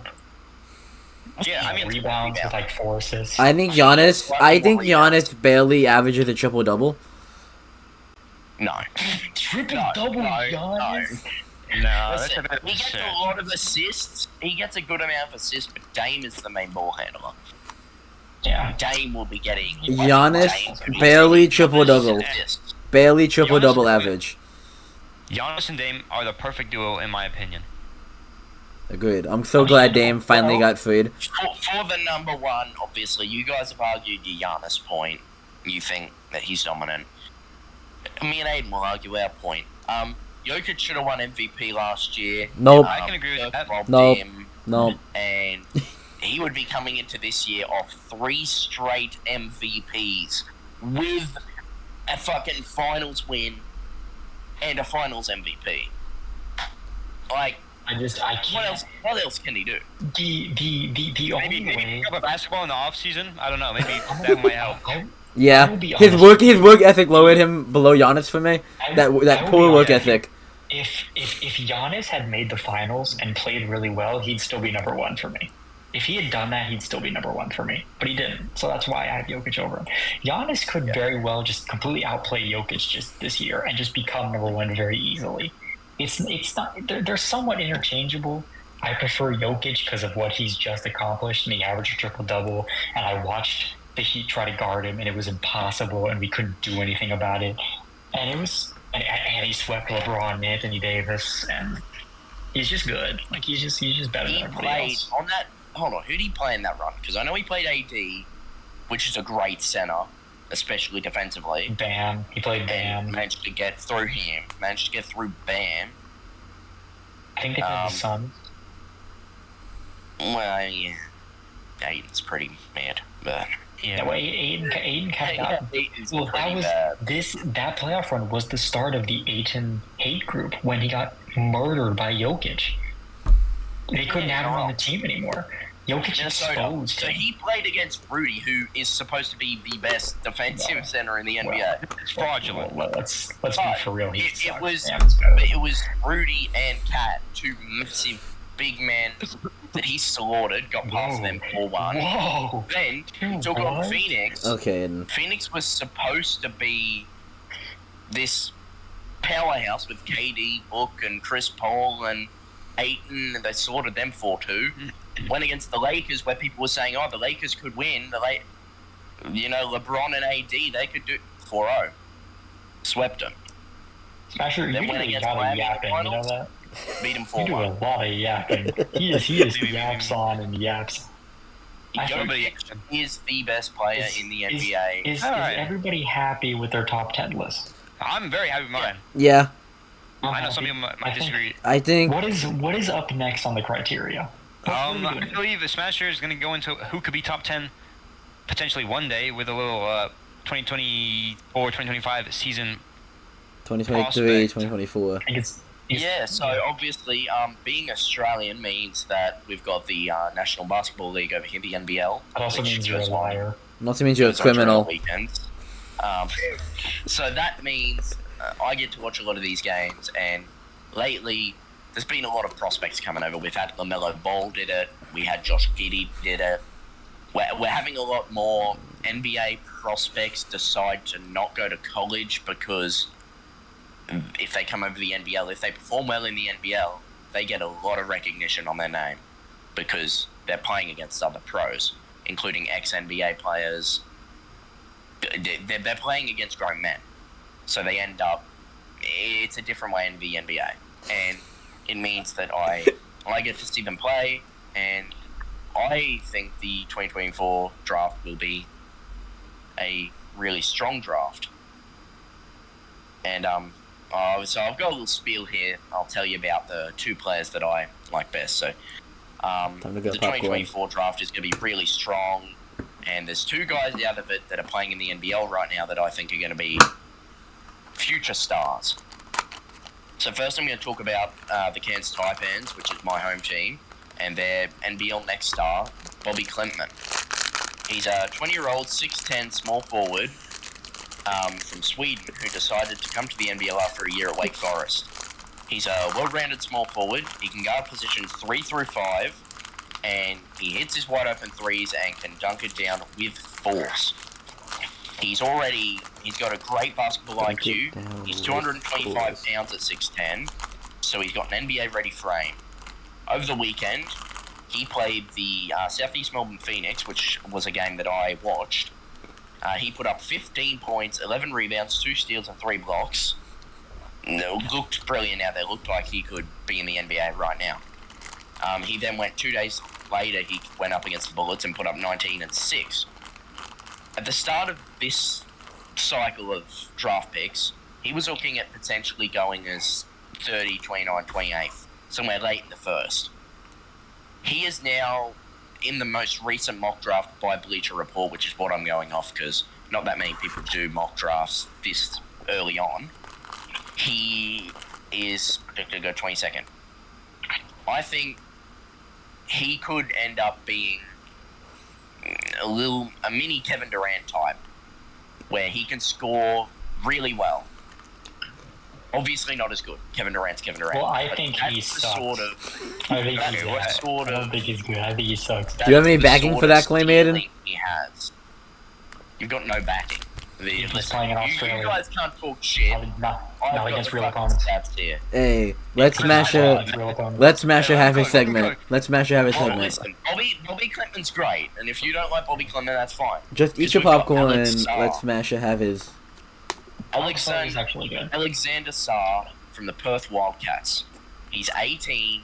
He's 7'1". Right now, I am also 7'1". He's projected to go second overall behind Ron Holland, who looks like the next superstar. He's brilliant for G League Ignite. He's not quite as tall as Wembanyama, but he does show signs of following in his footsteps as the next French unicorn. He can bully other centers in the paint, although he's quite skinny. He grabs his boards, he dunks at will. He's brilliant on defense with... he always seems to know his assignment, and he picks up a few blocks and steals for his effort. Many scouts were really impressed over the weekend when he sunk back-to-back clutch 3-pointers defeat the Adelaide 36ers 82-75.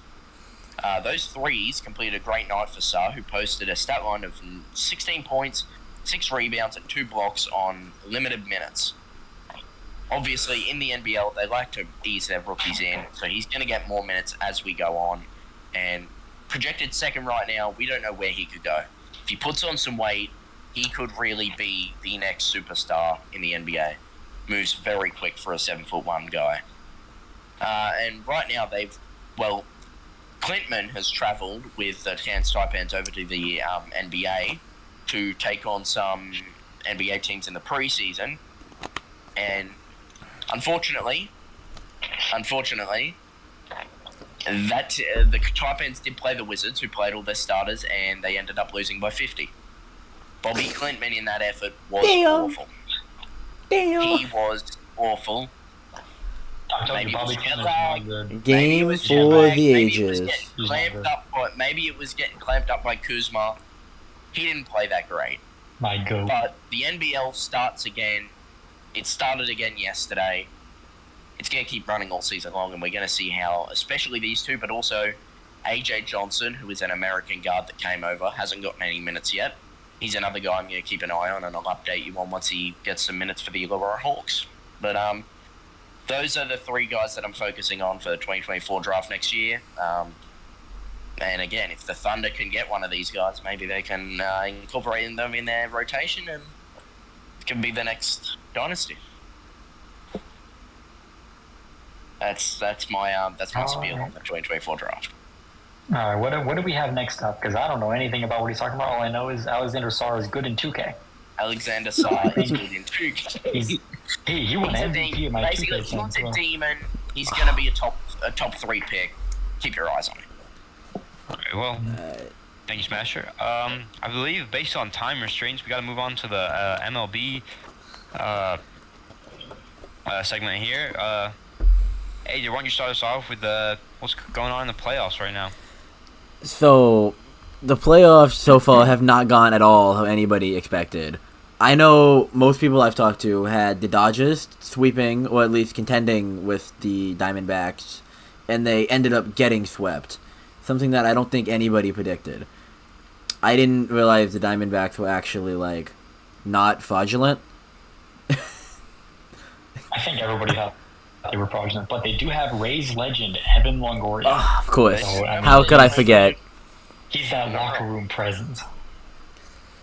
Yeah. I've got that locker room presence. He's that.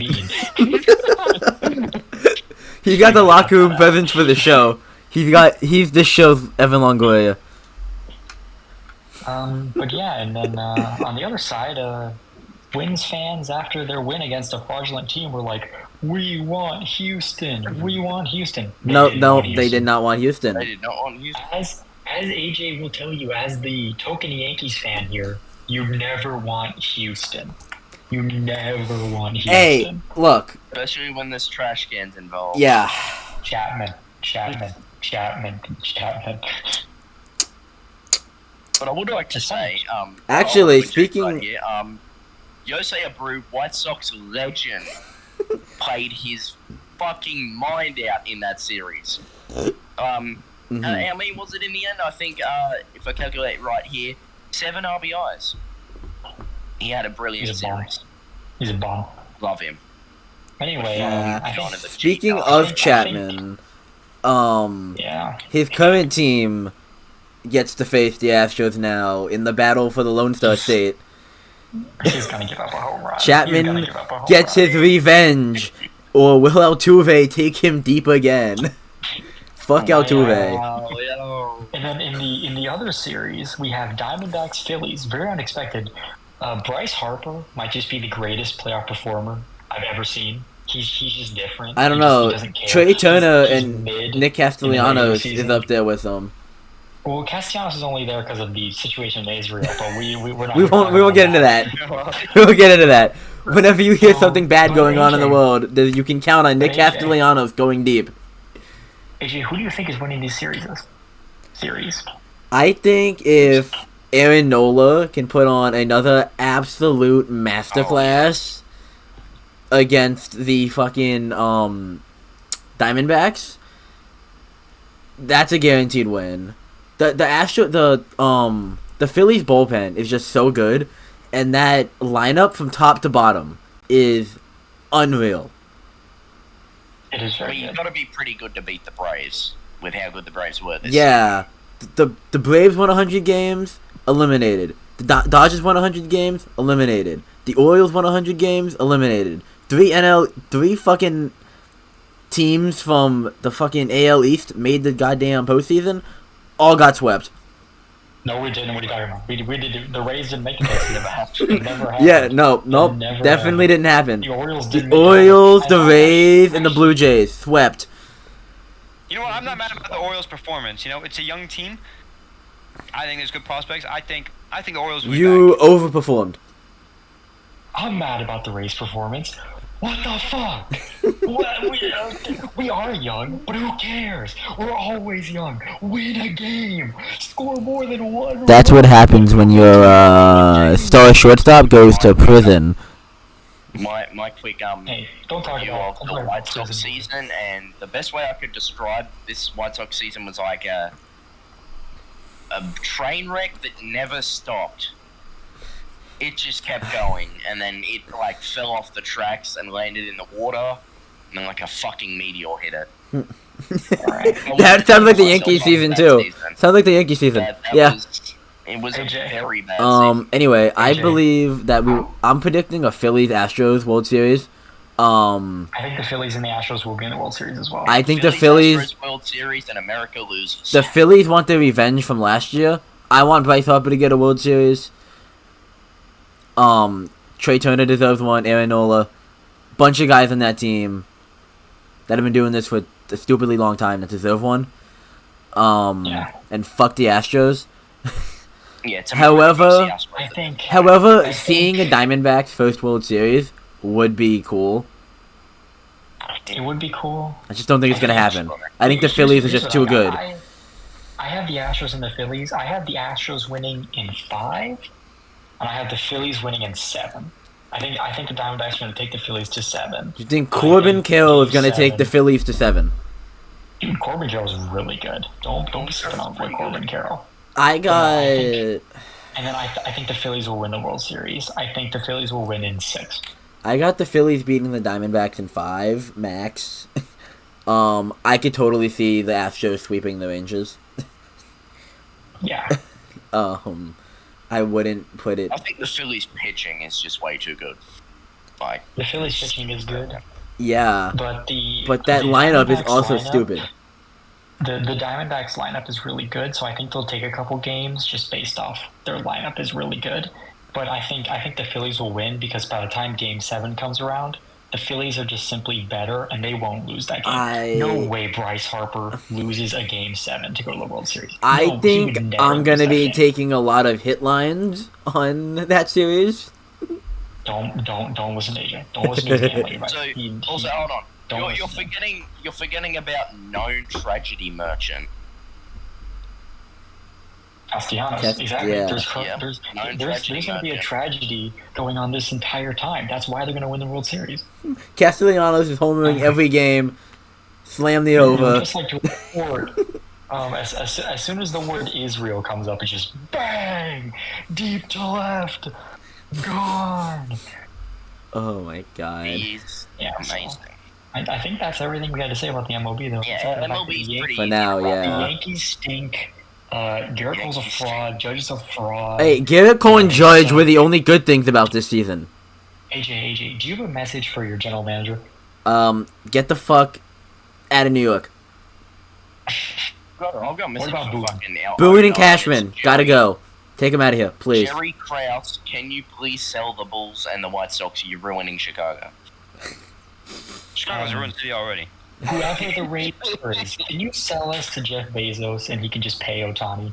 I'm tired of not having any money. Johnny Tom. Yes, the man that won't do anything until 2025.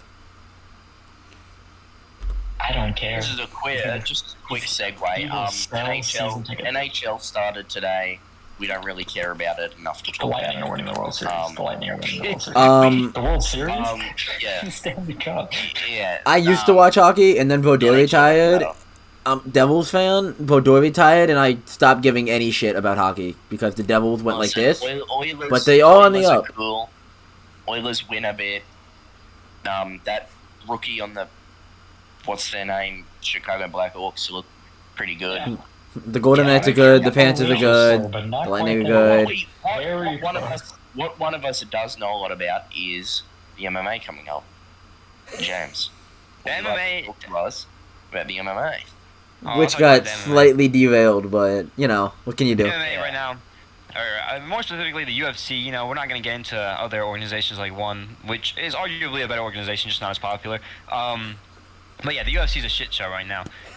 11 days before the fight, you know, you have Charles Oliveira pulling out against his rematch against Islam for the title fight, by the way. It gets cut above the eye, requiring stitches.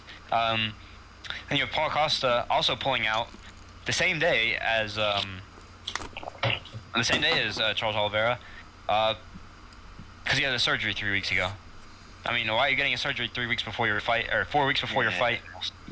Who knows?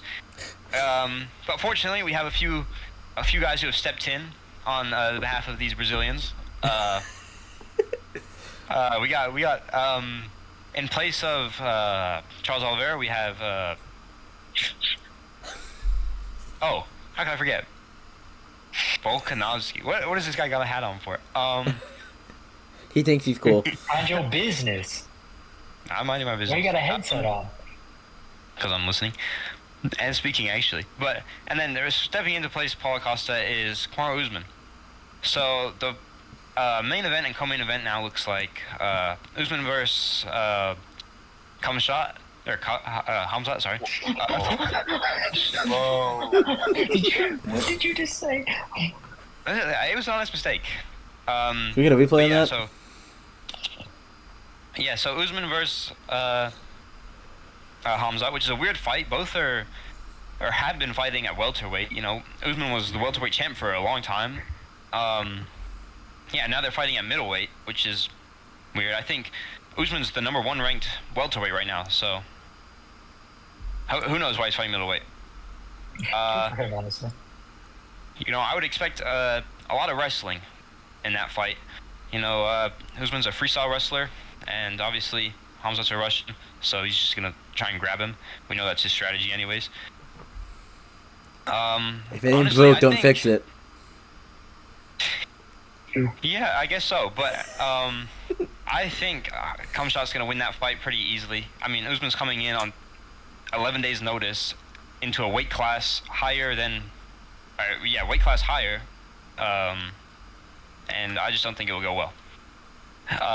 Now, the main event, Volk versus Islam, the rematch, the number 2 fight, or the second fight, I don't know why I said number 2. I think, even though it's the same situation where there's a guy coming up a weight class to fight on 11 days' notice, this one's a rematch, and we saw it last time. Volk, essentially, you could argue he won that fight, and I think Volk is the kind of guy that will win the fight in the rematch. You know, I think it will still go the distance. I don't think anyone's getting knocked out or submitted. I think they're both too good of fighters to allow that to happen. Well, if they were good fighters, they'd be able to knock somebody out. No, and that's like 2 chess grandmasters getting into a thing. They're gonna draw 90% of the time. One of them will win. No, they draw 90% of the time. Anyways. Nah, Magnus Carlsen would win every time. But I see it being a very close decision. Vibrating anal beads, you know. What? Okay, no. Back to the UFC. I know what he's talking about. Who was it? Someone Neiman or something? Hans Neiman? I think so. Maybe. My goat. Yeah, Volk Islam, I think it's a close match. I think it's going the distance, and I think Volk will get it by split decision. And I'm also hoping that. So I might be a little bit biased, but... And in other UFC news... I do. What? In other UFC news, you know, you have the fall off of Israel Adesanya. You know, lost his belt a week later. Nick Castellanos just went deep. You can't start with the fall off of Israel. Nick Castellanos just went 450 to dead center. What am I supposed to call him? Sorry, let me call him by his nickname. The Last Style Bender. You know, loses his belt to Sean Strickland. The probably the biggest upset, at least in recent history of the UFC. Those odds were crazy.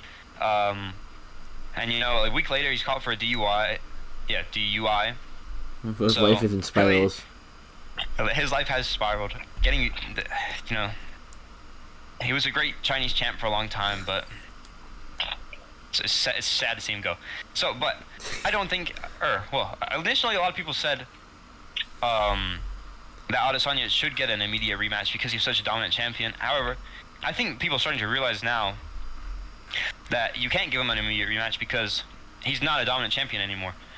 In his last 3 title fights, he's 1-2, losing to Alex Pereira, winning it back against him in a rematch, and then losing it to Sean Strickland again, So, even though he has that great record in the past, he's not that guy anymore. So, I don't think he deserves a rematch. I think he has to prove himself. And I think a good fight that could allow him to prove himself would have been Paulo Costa versus Cumshot, but Yeah. What did you say? Who is Cumshot? What are these names? Hamzat Chimaev, okay? Mr. Cumshot, I'm sure you're a great guy, but what the fuck? I think if Hamzat wins, we are not getting monetized. If Hamzat wins, he's beating the number 2 ranked guy at welterweight. He's beating and if he wins this fight against Usman, he'll have beaten the number 1 guy at welterweight. So I think he's kind of deserving of a title shot, but it's awkward to put him in a title shot for the middleweight when he's only had 1 fight at middleweight. If he fought Paulo Costa, maybe you could make the argument more, clearly, because Paulo Costa's been a title contender before, but Paulo Costa's a secret juice, put him through surgery. So, I feel like the most likely opponent for Sean in his first title defense would be Dreykus, and then eventually, sometime down the line, we'll get an Adesanya versus Hamzat fight, and eventually something will happen where one of those two gets another title shot. And I think that Israel Adesanya would lose to Hamzat, and I think that Hamzat will get a title shot pretty soon here, especially if he beats Usman. You don't think much, do you? I think a lot. But yeah, that pretty much wraps up the UFC, or news in the UFC at least. I think that wraps up everything. No, we've got one final segment. Okay.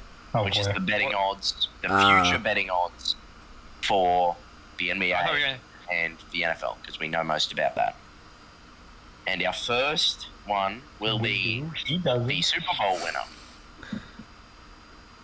So, at the best odds, we've got the Niners at plus 380, the Chiefs at plus 550, the Eagles at plus 750, the Dolphins at plus 900, the Bills at plus 900, the Cowboys at plus 1500, the Lions at plus 1600, and the Ravens at plus 2000. What are our thoughts here? Who has the most value? Who do you think is the most likely? What's the best sleeper pick? Those Lions odds are very good. Now, they're not my Super Bowl pick, but those odds are pretty good. They should have better odds than the Cowboys. What are we talking about here? What are the Cowboys do? That's also my sleeper pick. The Cowboys are not better than the Lions. I think either the Lions or the Ravens are good for their odds. I think the Dolphins. Those odds are nice. The Ravens might make the playoffs.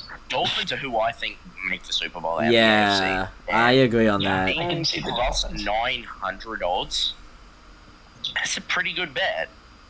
And you can easily take the risk out of that by betting on either the Eagles or the Niners to make it on the other side. Dolphins. Because I think they're the only two that have even got a chance. Just bet on the Dolphins and the Bills at plus 900. The Bills, honestly, there's a few people up there that could do it. I would steer away from the Niners because the odds are they're too small.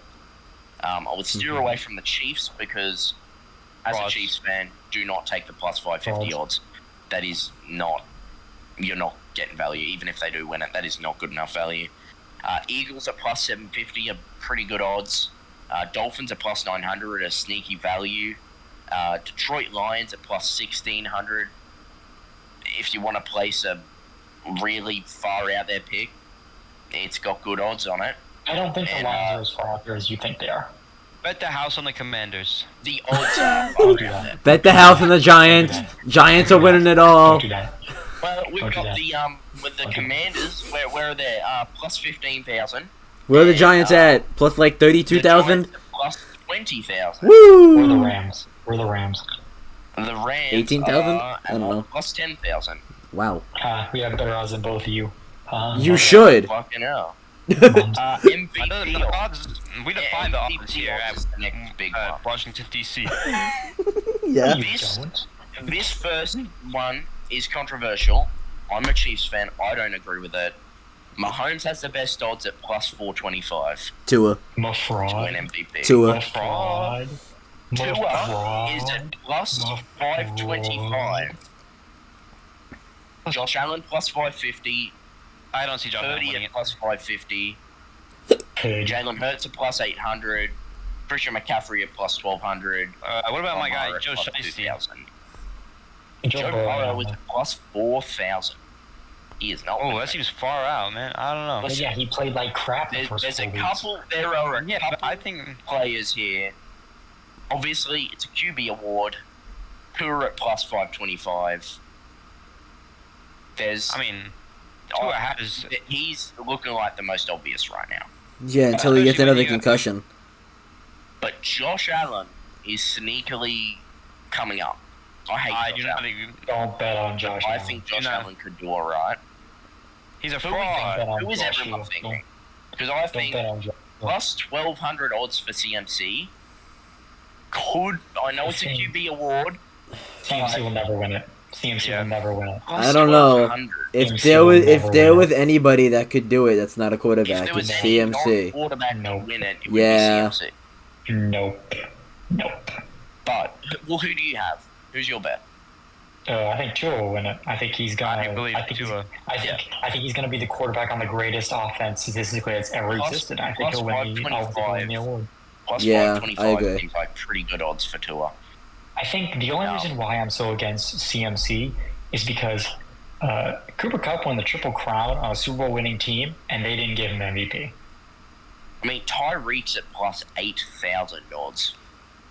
And Because he isn't he's winning it. probably If the best he, receiver in if he football. plays well, if he plays that well, fucking Tua will win it. So, Yeah, if Tyreek Hill has Ends up 2,000 being- yards in a season, Tua will be the MVP. Yeah. Yeah. where else is there? Where's the next one? We've got. We're gonna move on to the NBA because Wait, I was like, actually, say something first. I think there's only one wide receiver with a realistic chance of 2,000 yards that could potentially win an MVP. I think it's Justin Jefferson because they'll never give Kirk Cousins an MVP. He will never Yes, win that's MVP. He's the only one with a chance. I do If think Jamar there, goes for there 2K, was. I was go looking with at it. Burrow. All right, I was like, looking at the who's rookie of just the year odds. The defensive rookie of the year odds is there's a good way to make a little bit of money there. Jalen Carter looks like he's the runaway favorite at this point. The amount of sacks he's been getting is crazy. I don't think they give it to anyone else. Joey Porter Jr. is alright, but Jalen Carter's different. So with the NBA, we've got See, we didn't talk about We- offensive rookie of the year. no offensive. It's either B-John or CJ. It's pretty simply one You're of those wrong. two. Puka. It's Puka You're Nakua. No, it is Puka not Nacua. Puka. It's It is Puka. not gonna be- It's Puka. Puka Nakua's going to drop 1,300 yards in his rookie season with 10 touchdowns. No, I don't think they give it to Puka. He's already on pace to do it. Because they want to give it to someone that's more hyped up so they can fucking... Those are the. Oh. Puka Nacua is... Everybody knows who Puka Nacua is now. Yeah. I don't. But Smasher. Those are the only Smasher. three options: CJ You Stroud, understand, Bijan, and Smasher. Puka Nakua. Puka Nacua being a late round pick is more exciting to the NFL than to give it to a top pick. That is more exciting. Yeah, he's the Brock Purdy of this fucking. Literally. we need to make sure he keeps getting yards with Cup. He did it last week. Let's see if he can do it again. The only person I think CJ Stroud will probably win it because he's a quarterback and because he's playing so well. But I think Puka's over. Those are the only three options, though. Don't bet on anyone outside those three. Those are the only three that even have a chance. Actually, Jordan Addison could have a chance if he takes over the JJ role and he's decent. Hold on. It depends what you get the odds on with that, though. Because if it's... Yeah, exactly. Defensive Rookie of the Year NFL odds. We Google, so you don't have to. Right now, Stroud is plus 130. So he is... Yeah. Yeah, he's the favorite. Very obvious to win it. He should be the favorite. Nah, after last week, fuck him. Puka Nakua has jumped from... Puka Nakua has jumped from plus 15,000 odds... plus 15,000 odds into second place. Man, if you got that value early... Woo-hoo! With, it looks like... If you got that value early and they're going to let you cash out, you should just cash out. I mean, you probably won't. Realistically, yeah. It's exactly what we said here. It's exactly what we said here. The race... Yeah, I actually had $1 million on that. Puka and Bijan. What's Jordan Addison? What's he at? Jordan Addison and Zay Flowers are both at over plus 2,000. So they're pretty far out of it. I think that's pretty good odds on Addison. If he stays healthy... If you did want to put a small bet on Addison... probably have like 1,100 yards and like 7 touchdowns, which is very good. It's really good. But I don't think he'll win it, but I think his odds will get better. No, we've got it here. So Stroud at plus 130, Bijan at plus 350, Puka Nakua at plus 400, Anthony Richardson at plus 2,000. Don't do that, he's hurt. At plus 2,200, and then A-Chain, Addison, and Laporta all at plus 2,500. Don't bet on A-Chain. Yeah, or AR-15. He won't win it. Laporta, they just won't give it to a tight end. I don't know, man. Laporta's goated. I don't trust. Laporta is pretty good. Anthony Richardson's injured. It's Stroud, Bijan, or Puka, and then if you want to put a long shot bet on for big odds, Jordan Addison. But besides that, I'd stick to the main three. But with the NBA championship odds, kind of what we thought. The Celtics at plus 380. The Bucks also tied at plus 380. Yeah. The Nuggets at plus 550. The Suns at plus 550. The Lakers at plus 1,300. The Warriors at plus 1,400. Everyone from there out is massive odds. Yeah, I think Celtics, Lakers. I mean, it's a classic. I think the Bucks are gonna win it. There's a few teams that are deep down with very high odds. I think if you can take the Lakers to come out of the West, I would take the Lakers to come out of the West. But with the West, there are a couple guys with really good odds. Yeah, but LeBron. The Clippers at plus 2,700. The Clippers. Don't bring up the Clippers again.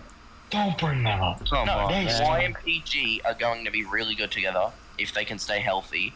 That's not a possibility. They're just not going to stay healthy. It's the exact same with the Lakers. If AD and LeBron stay healthy, yeah, they make it. But if they don't, they are more healthy than PG. And then you've got Kawhi is still up there with plus 2,500. I think the Magic are gonna win. Are we gonna act like Kawhi and PG are better than LeBron and AD? Because they're not. Yeah, no. Their supporting cast is not as good. They've got a better supporting cast. No, they do not. No, they don't. No. No, they don't. Okay, yes, they do. Better supporting cast. No, they don't. Okay, well, who's the power forward for the Lakers? Anthony Davis. Who's the center? Anthony Davis. Anthony Davis. A separate player at each fucking position. It's Jared Vanderbilt. Big man. Jared Vanderbilt. Okay, Zubac is better. Zubac is better than Vanderbilt by a long way. Oh, no, he's not. Wow. These are statements. He's a fucking center. No shit, he grabs boards. What are you talking about? He is amazing. He's underrated as fuck. Point guard, they've got Russell Westbrook, where if he can get back to some sort of form, there is a very high potential there. Smasher, the Magic will do better than the Clippers this year. They've got people. Okay, stop fucking coming out your ass. AJ's fucking right. AJ That is fucking complete rank. bullshit. The Magic will do better than the Clippers this year. They've got Norman Powell. And I'm definitely not a Magic fan. Oh my god, Norman The Powell, Bulls Bones will be Highland? better Oh than my the god. fucking Magic. Oh my god. Look, Austin will be Reeves, better than the Magic. Russell, Rui Hachimura. D'Lo's You good there, James? Christian You good Wood there? is overrated as fuck. Yeah, I'm losing my voice, man. It's really crazy. Everybody on the Clippers is underrated to Smasher, and everybody on the Lakers is overrated to Smasher. Yes, Man. but the Lakers get way too much hype from the media, and that's why all their players end up overhyped. They made it to the Western Conference. Yappa. To the Western Conference Finals, bro. Yeah, they did. You're not wrong. With Man. that. LeBron's I getting can't older. wait for the episode in a few months when the Magic are doing better than the Clippers, and I get to tell Smasher to go fuck himself. Like, that is I fucking cannot bullshit. wait. The Magic are not doing anything this season. Mhm. They're gonna be like they always are. The Uh-huh. Magic will be better than the Bulls. The Magic will be better than the Bulls. Okay, I'm not saying the Bulls. I'm saying the Clippers. The Magic will be better than both of them. No. The Bulls will be better than the Clippers. Let's get some final opinions in as we are running out of time. Yeah, who Yeah. has everyone got? Who's their bet to win the finals? Bucks. The I'm Bucks. personally going with the Bucks. Yeah. Yeah, as a Lakers fan, it hurts me to say I want the Bucks. Yeah. I think they're gonna win. I am a Bucks bandwagon, but like an actual Magic fan. Final for the MVP. Miami. We've got Jokic at plus 450, Luka at plus 500, Giannis at plus 550, Giannis. Embiid at plus 650, I'll and take Tatum Giannis. at plus 800. Giannis. I'll take Giannis. I'm taking Giannis. Those Especially with Bam on the Giannis team. odds are really good. Those Giannis I would odds take are Giannis. brilliant at plus 550. I Yeah. would honestly be slamming that Giannis plus 550. That's good value. Jokic definitely could win it, but Giannis. It's such a basketball off season. I think Giannis's team record is going to end up being better. Incoming Which is gonna LeBron get James, more 38-year-old MVP, because he's the GOAT. That would be quite. Unfortunately, he's Okay. with AD, so AD's going to be taking some. Anthony Giannis' Davis MVP. game. Anthony Davis MVP inbound. Yo, That'd be You know, lit. if Anthony Davis could play a whole season, he would win MVP. What I are AD's agree odds? entirely. Smasher, AD's odds. I'd be out there. I wouldn't actually bet on Anthony Davis, Maybe- but I do maybe- think I- he could win it. I'd put $1 on him. Yeah, put No. $5 on AD. See where it gets you. Like, He's not even there. honestly? He's not even in the sport book. You can't even bet on him.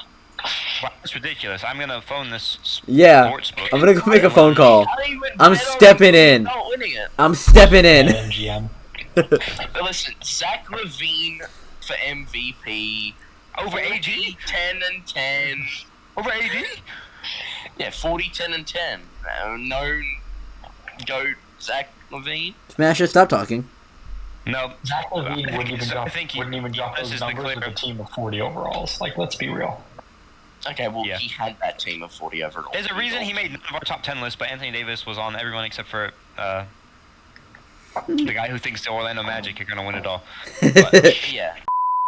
I'm a Magic fan, and I'm joking. Smasher, you cannot say that word. yeah, you might have to bleep Yeah, that one. Smasher. You will never be monetized. Ever. Smasher Don't say that. just Smasher just likes making me do more work in the editing process. Yeah, fuck you. I mean, this part is we're basically wrapping everything up now. I Yeah. think we all got our picks in. 2 hours and 15 minutes. Yeah, I would comfortably AJ, say, AJ. yeah. I'll be honest with you, Bucks win, Smasher was yapping Niners for win, half of but this, not. so you can just cut some of what he said out. My ass was not yapping. I was doing my segment that I said I would do. So Hey, back on track. Let's close it My out. segment that I said I was gonna do. Let's close it out. All right. Well, I think. Hold on. You ready? I don't know. All right. Well, I think everything that's new in sports has been discussed, and everything coming up in sports has also been discussed. Thank you for watching. See you next week. You theme music.